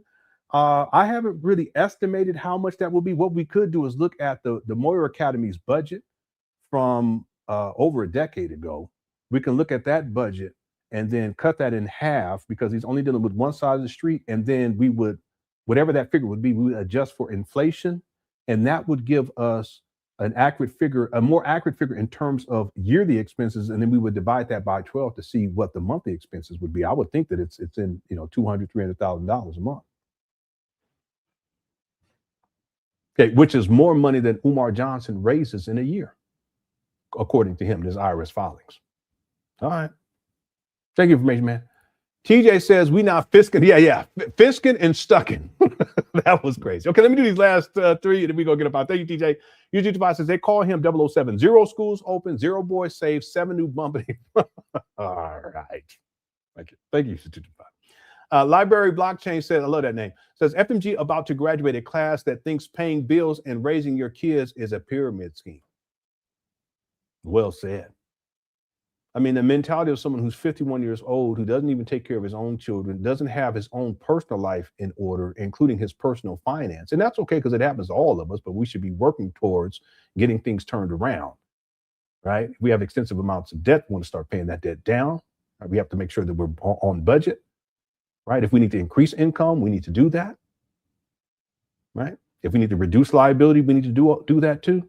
But then to put that into a commercial space and running a school, and then allegedly he's going to be teaching boys, he doesn't even pay his own personal bills, let alone paying bills for FDMG. And then he don't raise his kids either. So what is he going to teach these kids? He's going to teach the kids not to pay bills and that paying bills is a scam? Or is he going to teach the kids that you're not supposed to be raising your children? And that if you do, it's a pyramid scheme. All right. I'll tell you. Thank you, Library Blockchain. And then Brooklyn Broomlaw says you should react to his new Tariq Nasheed rant. He talks about Nasheed's shiny lips and other odd descriptions. It's concerning. No, I don't think he does. He have Cook Rashad, let me know. Does he have a new rant against Tariq Nasheed? I haven't seen that. He does have an older rant. We've covered it, at least part of it, because it gets a little crazy. But it will be in the documentary. Did Umar do a new rant against Tariq Nasheed? Let me know. And if so, please, if someone can send it to me, or I'll look for it. But I didn't know anything about that. I do know that Umar comes up with the DARCA or whatever it was, DARPA or DARPA, whatever it was. And that's to go against Tariq Nasheed and FBA, but then also Yvette Carnell in ADOS. So maybe there was a new video that he's produced to kind of go at them. I'm not sure. I haven't seen that. Okay, but if anyone has and there's a new video, please let me know. We can cover it. Okay, thank you for the super chat. Everyone else too, thank you all for all of the super chats. I appreciate it. I hope you guys enjoyed the show. We'll be back tomorrow to finish up with this video for sure, and then we'll get together again on Thursday to do the that's the big event. That's Umar when he's on Father David, and he changes the grand opening date for FDMG to 2027. Okay, thank you guys again. Also, thanks to the mods for handling business. I appreciate you all. I think this is Kogo. Let me see. Okay, I haven't seen these yet. Let me see what pops up. FDMG is coming. Umar Johnson bumming. Donations keep running. Donors keep on funding. FDMG is coming. FDMG is coming. Yeah. This is the new cartoon. Was this Kogo? I think this is Kogo who sent me this. We're gonna close it out with this because there's two. I think there's an intro and then there's a part 2, I believe. Boy, this is crazy. We're gonna have some fun with this. I don't want to do them in the wrong order though. Yeah, I think this is the intro video. This is the intro right here. Opening a school one day. FDMG is coming. Umar Johnson bumming. Donations keep running. Donors keep on funding. FDMG is coming. FDMG is coming. Yeah. Shout out to Kogo. That's the intro. And then here's the first episode right here. And then we're going to be up out of here. Okay, shout out to Kogo. Here we go. This is the actual first episode. Platoon Day. Opening a school one day. FDMG is coming. Umar Johnson bumming. Donations keep running. Donors keep on funding. FDMG is coming. FDMG is coming. Yeah. Prince Ifatunde, what are you doing? Hey kids, I'm waiting on the HVAC to be installed. Hello? Brother Jose, the HVAC is at the crane yard. You will be here in 5 minutes? Fantastic. Brother Jose will be here in 5 minutes with the HVAC. Hola, niños. Oh, man. Salute to Kogo. This is awesome. How long will this Uno take? momento. Gracias. Maybe Gracias, Dalai. No problem. Remember, kids, as long as your parents run them donations, the school will open one day. Now, zebra cakes and ginger ale for everyone. Hit the PayPal! It's Platoon Day. Opening a school one day. FDMG is coming. Umar Johnson bumming. Donations keep running. Donors keep on funding. FDMG is coming. FDMG is coming. Yeah. All right. Yeah, I'm excited about this. I am so, yeah, he said one day. It's coming one day. I'm so excited about this. Shout out to Kogo. Yeah. So what we'll do is we'll be pulling out each episode. I'll pull up the intro and then the first episode. Then when the second episode come up, we'll do that one. Yeah, shout out to Kogo. Yeah, that's awesome. That's awesome. This turned into a classic. That's icing on the proverbial zebra cake. Okay. All right. Thank you guys again for tuning on in. Shout out to Kogo for the new AI. It's absolutely awesome. And we'll be back tomorrow and we'll be finishing up with the Big Loon interview. And then on Thursday, we'll get into the Father David interview. Okay, so that's the plan. Again, I want to thank everyone for tuning on in. Thanks to the moms for handling business. Everyone inside the Cook Chat. Thank you, everyone. Also, those of y'all who hit that like button. If you enjoyed the show, make sure you hit that like button. And then, of course, I want to send my appreciation, deepest appreciation to everyone who's been supportive of me and my channel here on YouTube. Okay, and thank you guys, everyone who sent in super chats during or super stickers and during this live stream. I appreciate it, and I appreciate each and every one of you. All right, love y'all. Take care. Peace.